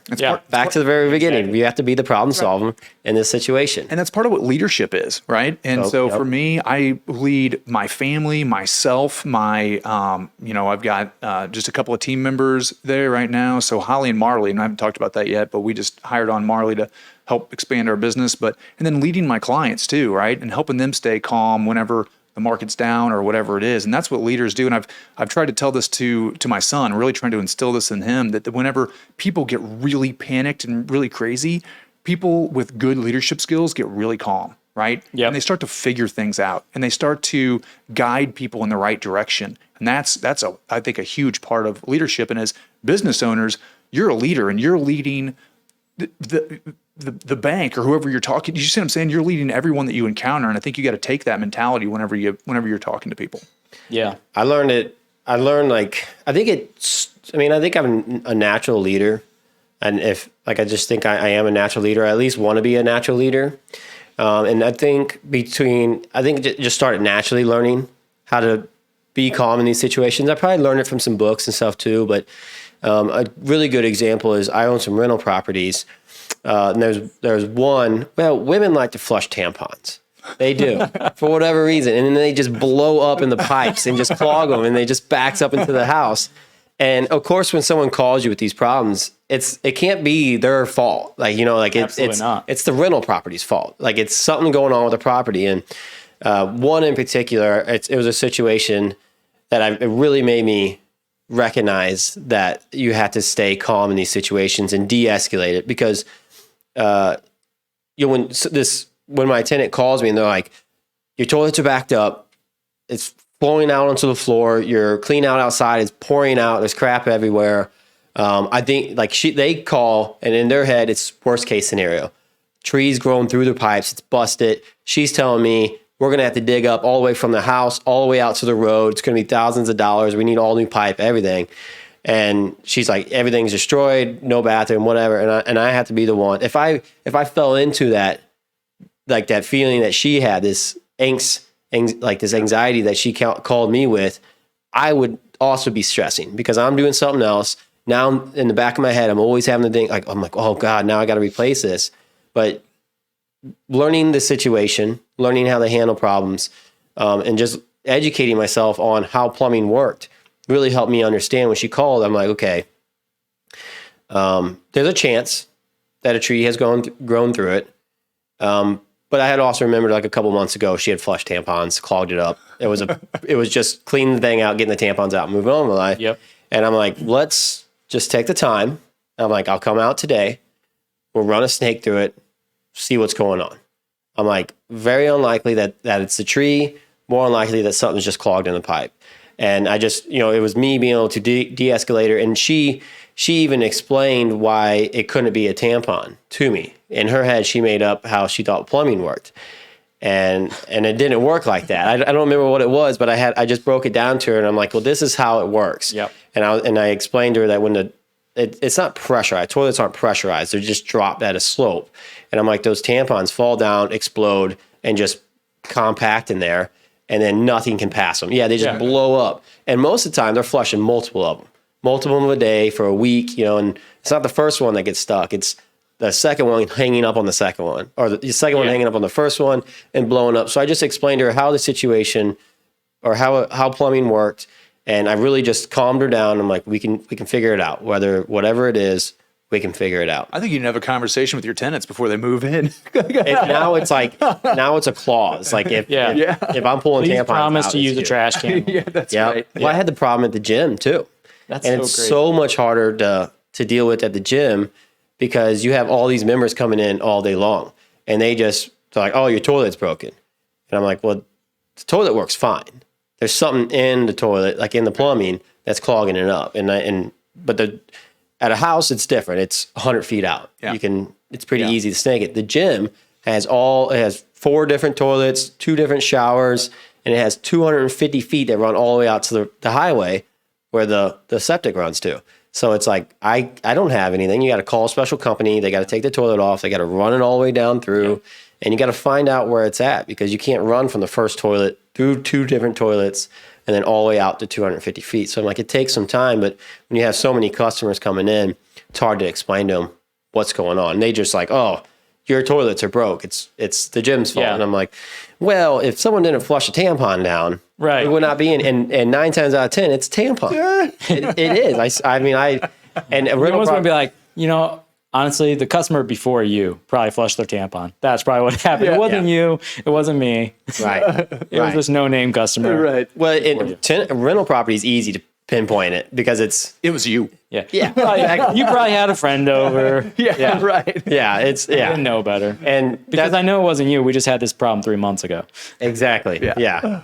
And not possible. And it's that's what I told her. I'm like, you're the only one in this house. It's her, your dog. But I'm like, it's easy to pinpoint. Jim, it's not easy to pinpoint. It's the person that is doing it. I just put up some big signs, like big blue, colorful signs right in front of the toilet and just says, "Please do not flush these," because these do not flush very well. It's amazing that you have to do that. Yeah, I know, but I don't know if they're getting how they get away with it at their house or if maybe. Yeah.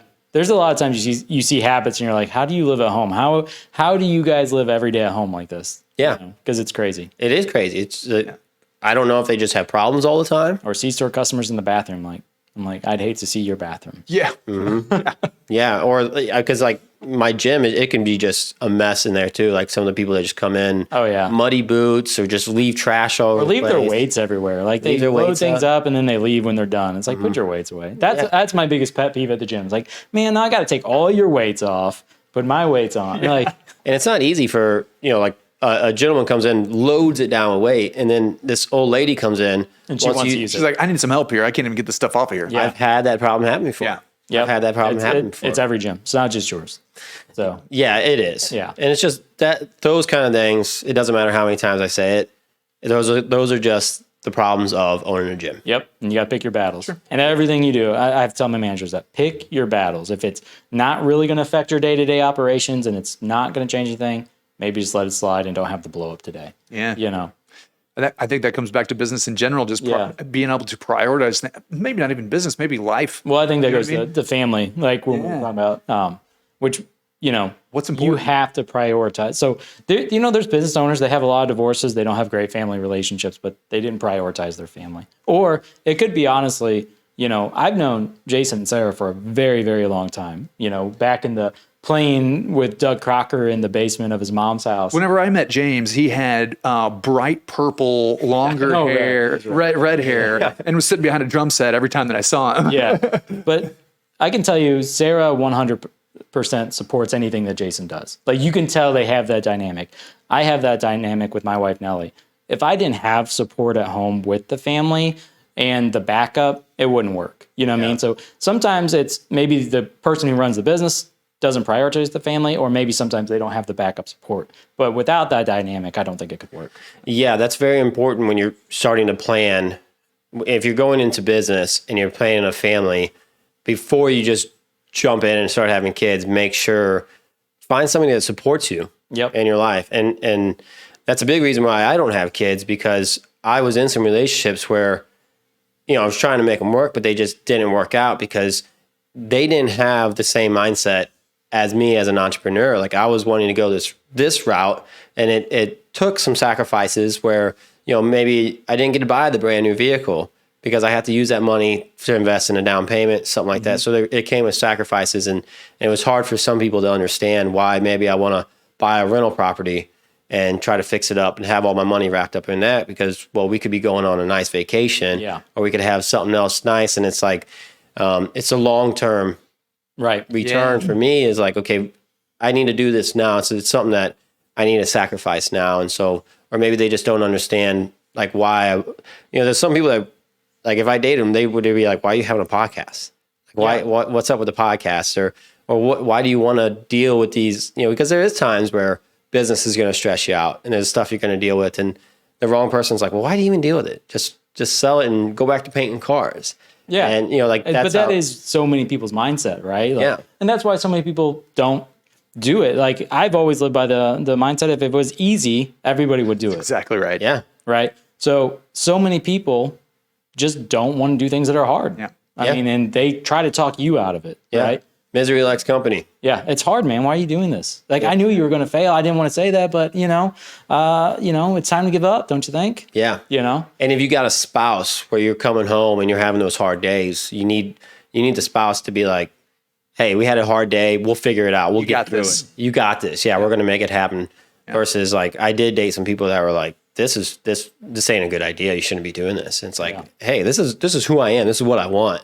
Like, I need you to be on my side. Some people don't understand sacrifice for the long term, right? Front loading the work. And I think that we've all, done that. You know what I'm saying? Because, whenever you bought your first place, were you making a ton of money right off the bat? No, we talked about I made $23,000 a year. Nothing, right? I worked more hours I've ever worked in my life for less money I've ever made at any job. And I was going around and knocking on doors and making nothing. And making nothing. Yep. You know what I'm saying? And I did that for a couple of years where, it is just grinding and grinding and grinding. But what the possibilities are, what's out there, right? And it's really easy to think, I could just not do this and just go work somewhere and make I got a business degree, I could go make a little bit of money somewhere. I could go make that's not what I want a year, $60,000 a year. That's not what I want life to be though, right? I want it to be more than that. So I'm willing to work really, really hard up front. And even now, going back to school, I'm almost like working for opportunity. Yeah, because I'm putting in 20 hours a week into this. And guess what I make for that?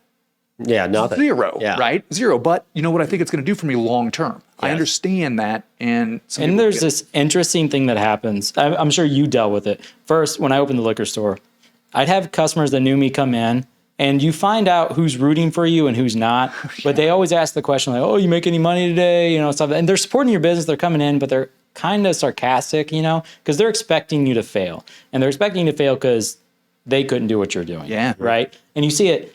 And you see people who are patting you on the back, hey, good job, I'm glad you're trying something so young. But as I've grown successful, I've gotten more like scowls than praise because you start to hear like, I think it makes people feel insecure that you're doing better than they thought you could do or whatever. And you start to feel that they're actually not happy for you, that they actually think all of a sudden you think you're better than everybody now, which is never the case. You're just trying to grow and live your life every day. But I'm sure you've encountered it. I've encountered it too. Yeah. Very, very often. I see it quite often because I share a lot too.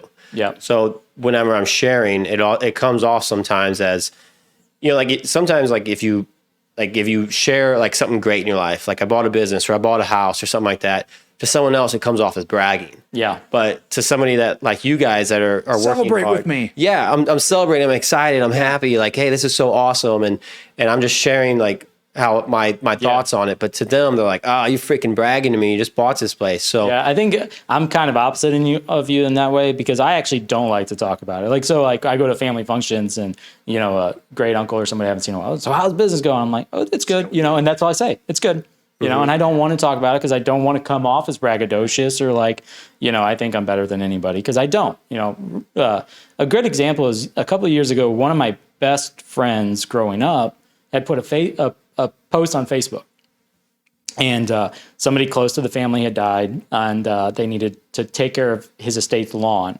And he was putting out a request asking for help. And I was the only person that said, I can be there. What do you need?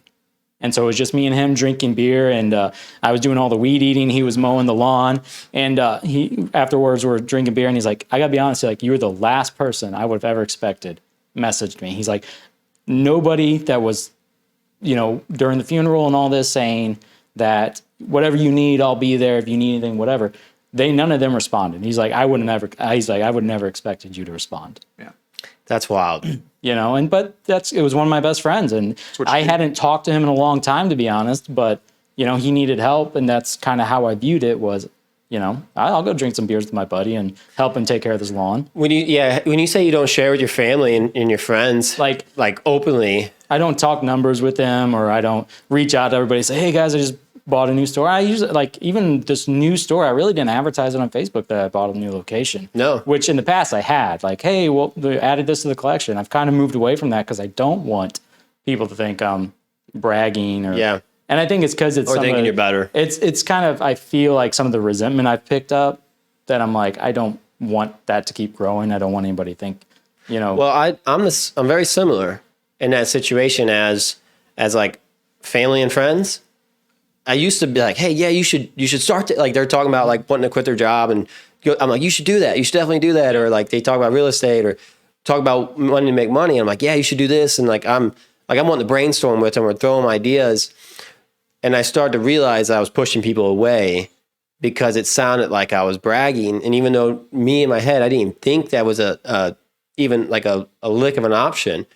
That's just how it came off. So I quit sharing with them. But yeah, I'm a big follower of Gary Vee, and I'm a big follower of a lot of these, like Joe Rogan, these motivational speakers and these influencers online. And I like that because for me, I look to them for a lot of support. Like how I was saying, like how you need like a spouse at home that encourages you, or you need these parents that when a kid fails, like your parents can tell you, well, my parents are very supportive, but they don't always have the financial advice or the financial literacy to help me.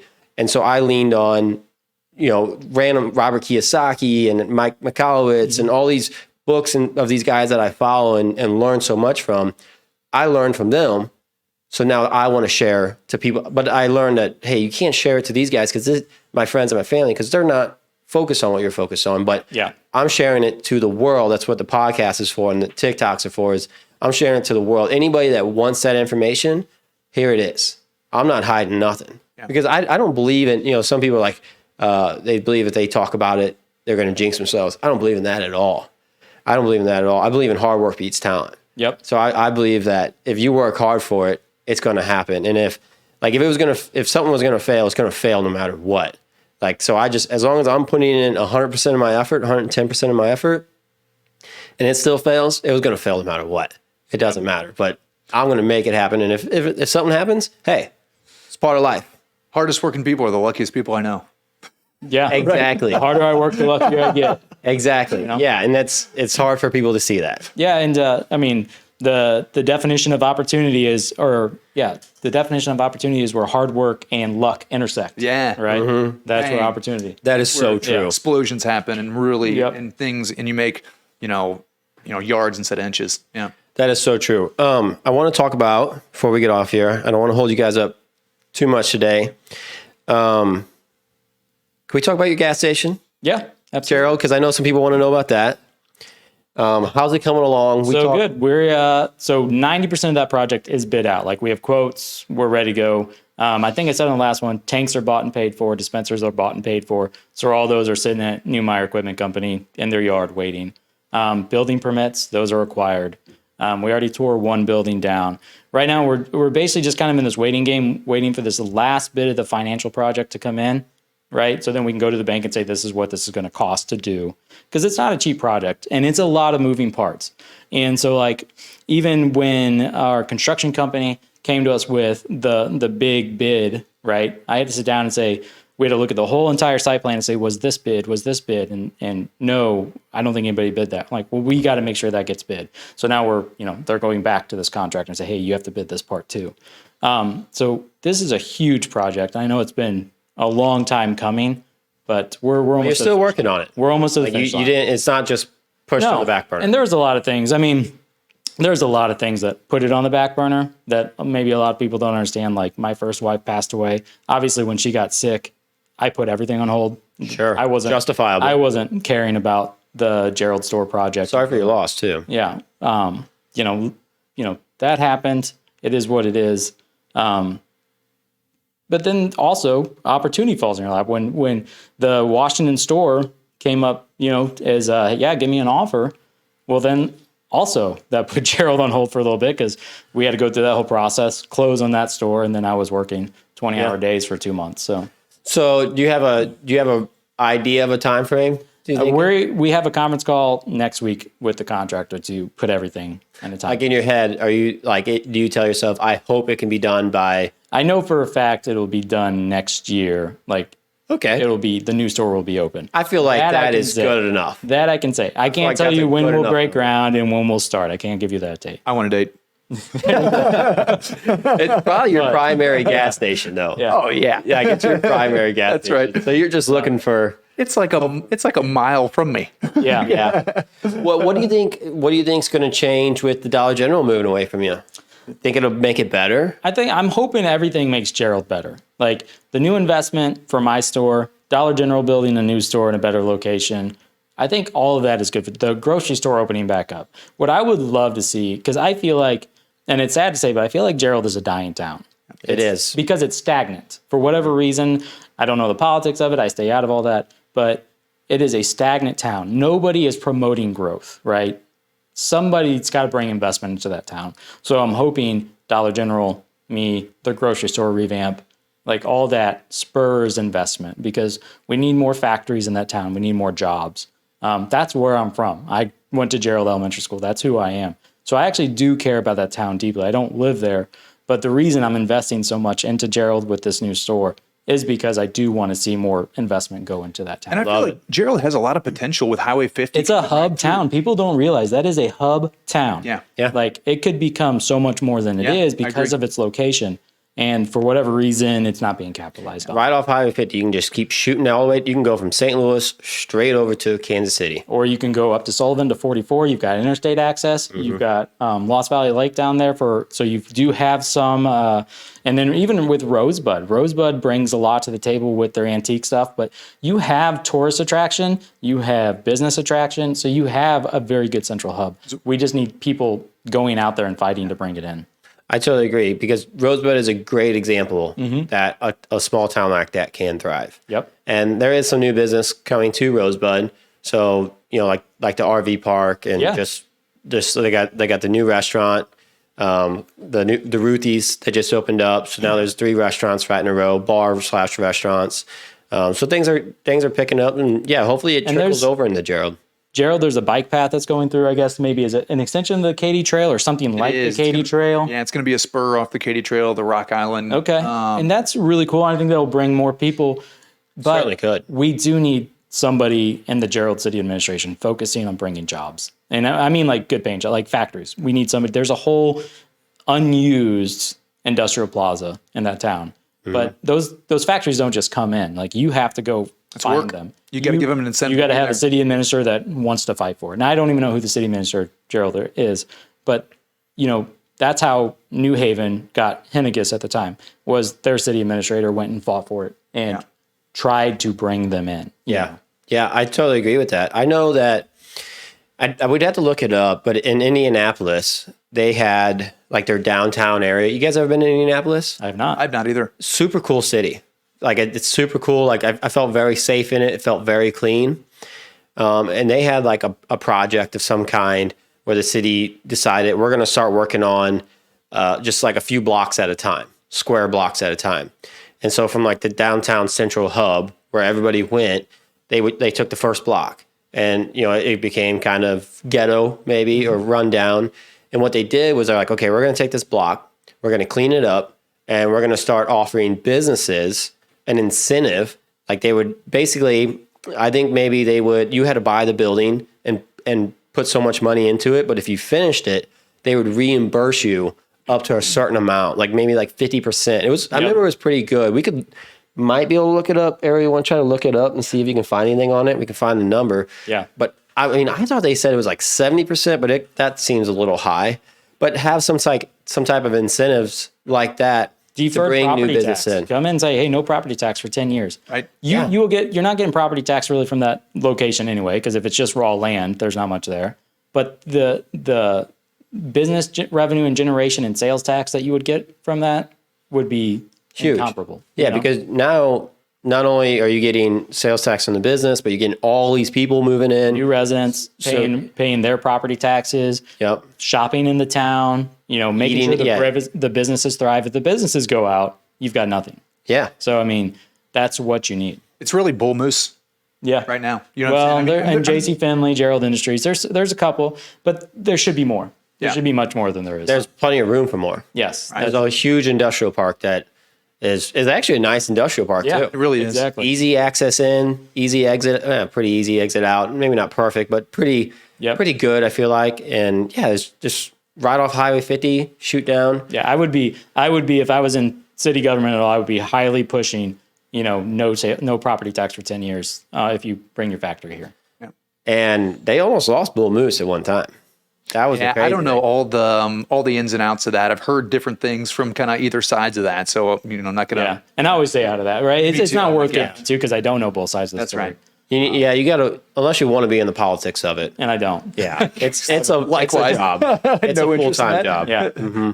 But I totally agree that it could be a really cool town. Yeah, it's perfectly located. I don't think people realize that it is a hub town. The reason the Gerald store does good, I mean, this is a town of 1,300 people. Okay, by statistics, this store should not be doing as good as it is, but it's a hub town. It's a lot of traffic intersects there.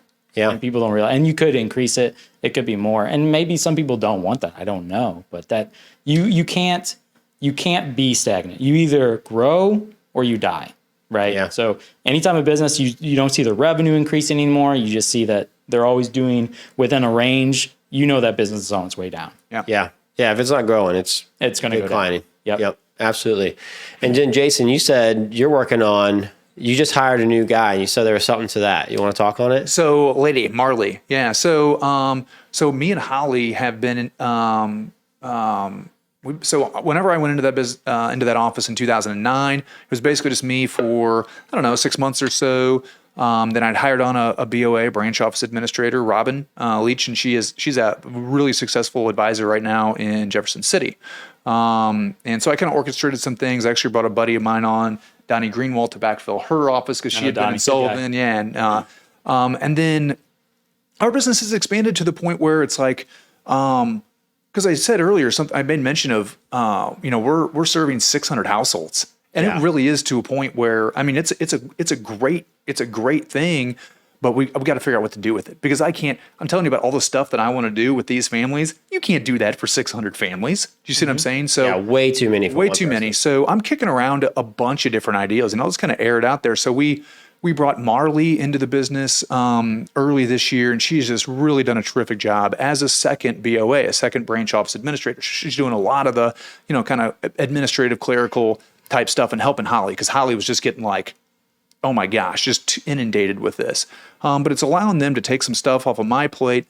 And the path may be to expand. At Edward Jones, we're expanding the different branch team roles that are out there. So getting Marley licensed to where she's licensed like I am, and can help me out with some of these different reviews and things, because a requirement, an SEC requirement, is that anyone who has a retirement account has to have an annual review where you go through risk tolerance, goals, time frame, and basically just look over the account and where's it been. So you're looking at 600 of those, and not everyone wants to play, right? Some people you're trying to chase down all the time. So Marley be able to help me out with some of that. I'm also looking at potentially bringing on a partner and maybe opening up an office in Bell or something along those lines. Bringing in someone else, piecing off a piece of my book to where I'm giving that to them in order to get a business started there. And that's to focus more on so you can focus more on like the future financial planning. That's right. That's exactly right. So my focus, what I really want to do is focus on the people who are really serious about creating a comprehensive financial plan and really going down the road of doing all the things that I've brought myself up to. Does that make sense? Mm-hmm. Because there's a lot of people out there who great people, but maybe don't need everything that we're currently offering, or don't want it, and that's fine. You know what I'm saying? But if I can pare it down to a couple hundred select families that really want to have this really great experience that we are equipped to offer, but that's going to take all of my time for that couple hundred families. So then, how do we manage the business from there?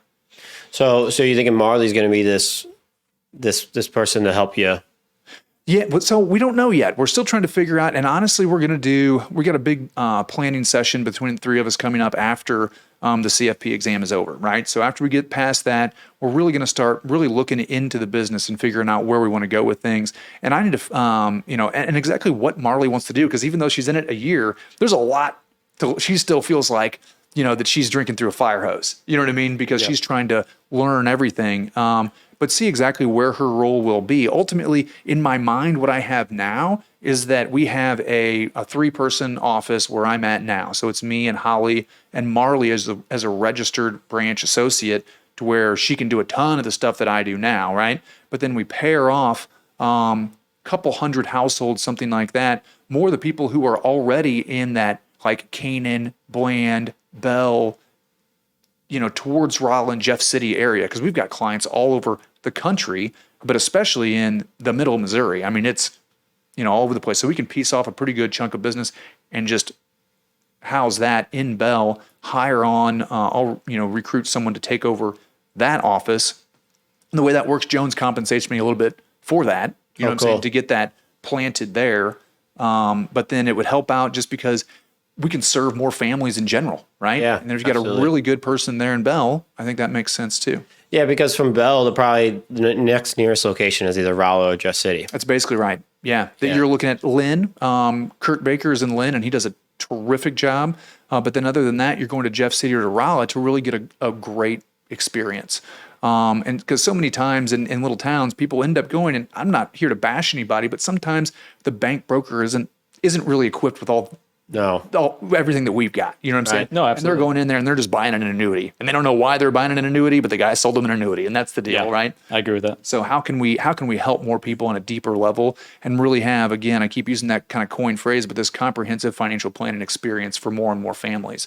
That's like, or maybe even goal. They might just not ever even get into the atmosphere at all of investing, because there's, like, I know if there wasn't one in Owensville, it'd be very hard for me to take the time out of my day. Would you do it? I don't know if I would do it. Yeah. And if there was one in Bell, I'd probably drive over there and do it. But whenever I switched to you, I was with a guy in St. Louis. Yeah. That was through a business and through a family member. I ended up having an account to this one guy, but it just didn't work out. He was nice, and I think he did just fine.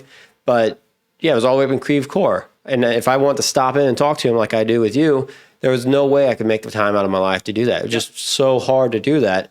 So to have one locally, that's very important to have. That's the whole idea. That's where Edward Jones really started, right? We've been around last year was our centennial. So we've been around 100 years. And the firm is really based on this idea of taking really high level, now financial planning, then it was really just more investment planning, and bringing it down to smaller communities. And Ted Jones, who is not actually our founder, it's our founder's son, but he's the one that's made the company the way that it is, basically he said, there is money in these small towns, and these people need help with that money. And right now it's in cash and CDs, because that's what the banks say to do. That's what the banks say to do. That's the only ones they have. They either don't have the time, they don't have the interest, they don't have the knowledge to do anything different. And so there's we can really help a lot of people out here. And I feel like we've done a good job of really helping families create more and more wealth by thinking about things through a different lens. Yeah, because where what you are for a lot of people is they know. I mean, I wouldn't, if I never had somebody to help me with real estate, I probably would have never got into it. It was somebody that kind of shined the light on real estate for me, and I was hungry, so I wanted it. But stocks are one of those things that, if you're going to invest in your future, if you ever make enough money, even just a little bit of money, I'm not saying a lot of money, but that's the one place that people know, hey, stocks are a good place to put your money other than a savings account. Yeah. And now that you're there needs to be someone local that they can just stop in for free, talk to you and say, hey, I'm wanting to get started. How do I get started? What do I do? And what's really great about where we're going now and just kind of the structure at Edward Jones is people think that they come to me and it's all he knows is stocks and bonds, and that's what he's gonna say that's the only way. No. Whenever people are coming in, it's have you thought about buying a rental property because there's some great tax advantages given your situation for that. And it's a great diversifier for the stocks that you do already own. We're helping people in a lot of different ways. And it's not just like, I'm helping facilitate transactions where I'm not actually making any money on that transaction, right? Because the idea is that if I'm helping people on that deep of a level, it's just more and more coming in all the time. Right? Yeah. And they understand, okay, well, all the investments and everything that I do have is going to go with this guy because he's helping me with my real estate transaction, right? Isn't there going to at some point need to be a charge for some type of like sit down? Yep. And so Advise. our model is changing. So there's a couple different ways that you can do business at Edward Jones right now and how I get paid. And one of them is just a flat commission, right? So you buy and sell a stock and I get paid a commission on that. That's like going away. That's going away at Edward Jones, going away in the industry overall. And most of our stuff now is based on a flat percentage fee for all of the assets that we're managing. But we're stepping into a world now where people are going to have the opportunity just to pay for the plan. Do you see what I'm saying? To say, all right, yeah, I'll give you a couple $1,000 for the entire legit written comprehensive financial plan. Like these are the steps that I need to take even outside of my investments and that's where the estate plan and the tax plan and all that comes in. Can I do someone's taxes? No, but I know enough to where I could. Does that make sense? I can't legally do it. Yeah. Can I draw up a trust or a will? No, I can't legally do that, but I know everything about it. Does that make sense? Yep. So I can tell everyone, you need to go to this person and you need to get a will, get a beneficiary deed on all of your property, put TODs on your cars, get a power of attorney with your husband as power of attorney on you or your wife or whatever it is. You need to have a medical directive, you know what I'm saying? And lay out all the things that they need to do and then point them in the right direction to where it breaks down a lot of barriers to where not only do they have a plan whenever they walk out, but they actually have action, right? They not only have the plan, but they have a way to take action on that plan, and they'll pay for that experience, even though they don't. I think that's awesome. Just to know that there's somebody else out there, because like right now, like kids and young adults trying to get into business and be an entrepreneur or invest in their future, you don't really have a lot of people to turn to right now, and a lot of them you have to go to a lot of different places to do it. And it's hard to just go to CPA and just sit down and say, hey, I'm wanting to do this. Can you help me out? It's not that you can do that, but that's about the only person you can really go to. Maybe a banker, they can help you out in certain things, but they're going to push CDs and a savings account on you. They're not really going to push a lot of these investments on you, most likely. And what we're trying to be for our clients is that financial quarterback to say that, okay, if you don't already have this team of individuals, I know them. You know what I'm saying? I know some people who do a really good job because over a decade and a half now, I've vetted a lot of CPAs and attorneys in the area, and I work with certain ones, right? And so then we're the quarterback, but we help them with this entire team of people. So we'll put the plan together, and it's like, you need to go see him for this, and you need to go see her for that. And I do think that in your case, or just in anyone who has any business dealings or kind of money in general, you need to have a team of people around you. And I think it starts with a really good financial planner, a CPA of some kind, and an attorney, right? And Totally even if you're not using that attorney or whoever it is right now, I would add a banker into it too. and and maybe a banker too. And again, this is kind of we're sort of figuring this all out together. But even at Edward Jones, we're going to offer more and more banking products going forward. So 2 or 3 years from now, people are going to look at us and say, well, you might be able to cut out that bank. Yeah. Does that make sense? Because we're going to be able to do a lot more loans and things like that. So you can do some different business transactions through us. But yes, I agree. At this point in time, you need a banker as well. But like even that attorney, even if you're not using them now, you want to have a relationship established with them because you're probably going to have questions. And at some point in time, they're going to need to draw something up for you. So figure that out now. Remember how I said basically go out and interview? Who is my team of people? I want to have interviewed and vetted all of these people so I know who they are. And one of the biggest things is access. I think that if you have an attorney and you just cannot ever get a hold of them and they won't talk to you, next.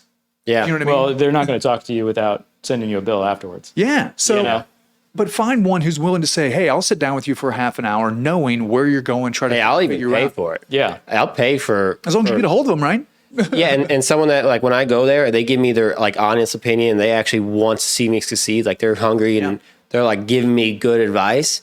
Like whenever I'm talking to them, like what they're saying is making sense, and like I'll come in with an idea, and they're like, okay, that's a decent idea, but actually we need it because you did that exact thing to me. Yeah. Like you're like this. I think this is what you need to do, Ryan. Yeah. And like to me, I'm willing to pay for a service like There's that. value there. There is value there. I'm Yeah. willing to pay for value. And I'll pay someone for their time. Like I want to pay someone for their time because I don't want to have these just favors out there just And that's kind of where you're at is right now, there's a lot of times you don't get paid for your time. Right. You have a lot of conversations where you're giving your expertise, where you spent a lot of work learning this expertise.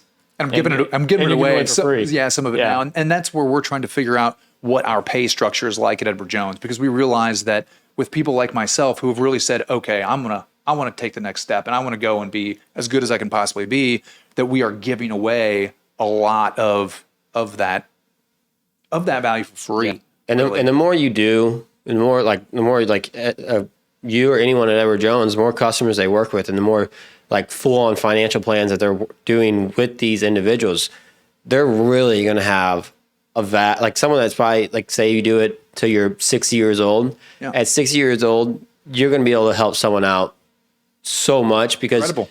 like you're going to know, I bet you'll see all walks of life. Yeah. Every walk of life by the time, if you're still doing it at 60, and you'll be able, like someone coming in for the first time, you're going to be able to point them directly down the path that they need to go.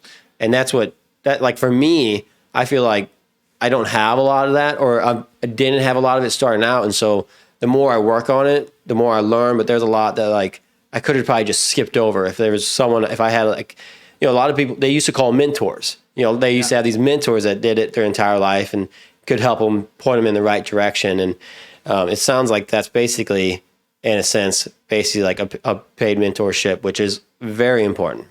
I would say important. Young people need to talk to financial planners, like for sure, because the things I know now, I didn't learn until I was 30. And I wish I would have known at 23, when I started my business.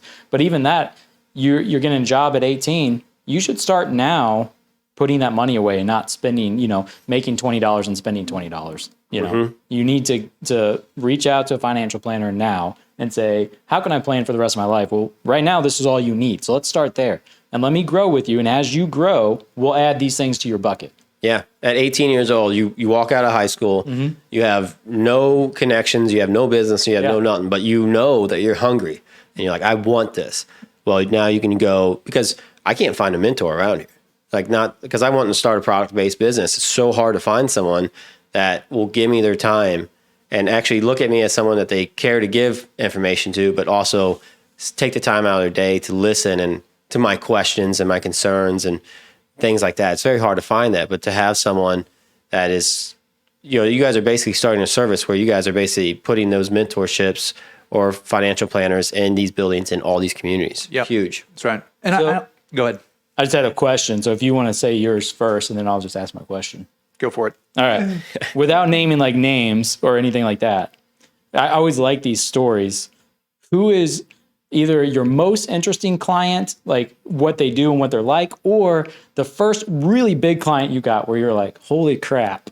That's a good one. Like, I'm making it. Okay. So I'll go with the latter. Okay. So I remember, and this is so I'm green, right? It's like you go out, and to some extent, and I feel like I can say this now, and my clients who have been with me since the very beginning will laugh if they hear this. But my mentor, whenever I started at Edward Jones, he told me, he's like, hey man, and this is whenever it was still a sales job, right? Right now it's completely different than that. I'm not selling anybody anything. I'm giving you the information. You tell me what you want to do. You know what I mean? But then it was, you're going out and you're selling stuff, and and basically he's like, fake it till you make it, man. You got to look like a big shot out there. You know what I'm saying? Kind of get your name out and do these things. And so that's kind of my mentality and what I'm doing. And I had this couple come into the office, and it was whenever it was almost solely commission based. So there wasn't anything that was based on fee based anymore. And so A-share mutual funds, the way that they work is we get a commission based on the size of the sale. So if it's under $25,000, the sales charge on it is 5.75%, right? And if it's between $25,000 and $50,000, it's 5.5%, and between 50 and 100 is 5. And I can't even hardly remember now. You know what I'm saying? But the amount that you pay goes up as as that increases. And I'm talking to this guy, and my mentor also told me, he's like, and you tell them, because at that point in time, a lot of people with $1 million didn't see that very often. So it's like, and you kind of joke around with them whenever you're giving them on how much the commissions are. Hey, if it's over $1 million, you don't pay anything because it's a zero sales charge on it. There's internal expenses and whatever. And I go through this with this guy. And I have no idea then from Adam, you know what I'm saying? And I'm like, if it's over $1 million, it's free. And he's like, well, what about 950,000? And like I said, I'm like a year into the business. And that's whenever I'm kind of like, you've got $950,000. Yeah. Like it was just this fall out of the chair moment. And almost like, what do I say now? Did he put in that much? I actually talked to him about, because that was what was in his 401k. So I actually dug deeper with him at the time, found out what was in their savings account. We put it all together to get over the $1 million to where he didn't pay anything. That's awesome. That is awesome. That is awesome. But that was when it was finally kind of like, oh man, we're talking really big numbers. And in all reality, we're working with some incredible numbers now. That point in time, that was just like never seen it. I'm just trying to sell 10 grand worth of AT&T stocks. Can I see it? Exactly. Do you have it with you? Oh, I've got another one. I got a good one here. So I had an older lady that came in. This was 5 or 6 years ago. And she had called and said, I want to buy a CD. What are your rates? Because we sell CDs at Edward Jones too, and they're FDIC insured and everything. But she's like, I want to put $70,000 into a CD. And I'm like, okay, well, come on in. We'll get you all set up or whatever. She comes in, and Holly can attest to this. She puts her purse on the desk and pulls out, she's like 85 years old. She pulls out $70,000 in cash that she has in her purse that she's just packing around, which we don't take, right? We're not a bank. It's checks or some sort of electronic deposit only. So it's like, okay, put that back in your purse. I'm going to walk with you to the bank. We're going to deposit this. You're going to write me a check. Now, isn't that like a red flag to a bank though to put $70,000 in at one time? So it can be. They have to report it. If you're not doing anything wrong, it's not nothing to worry about. Because you know what she had been doing?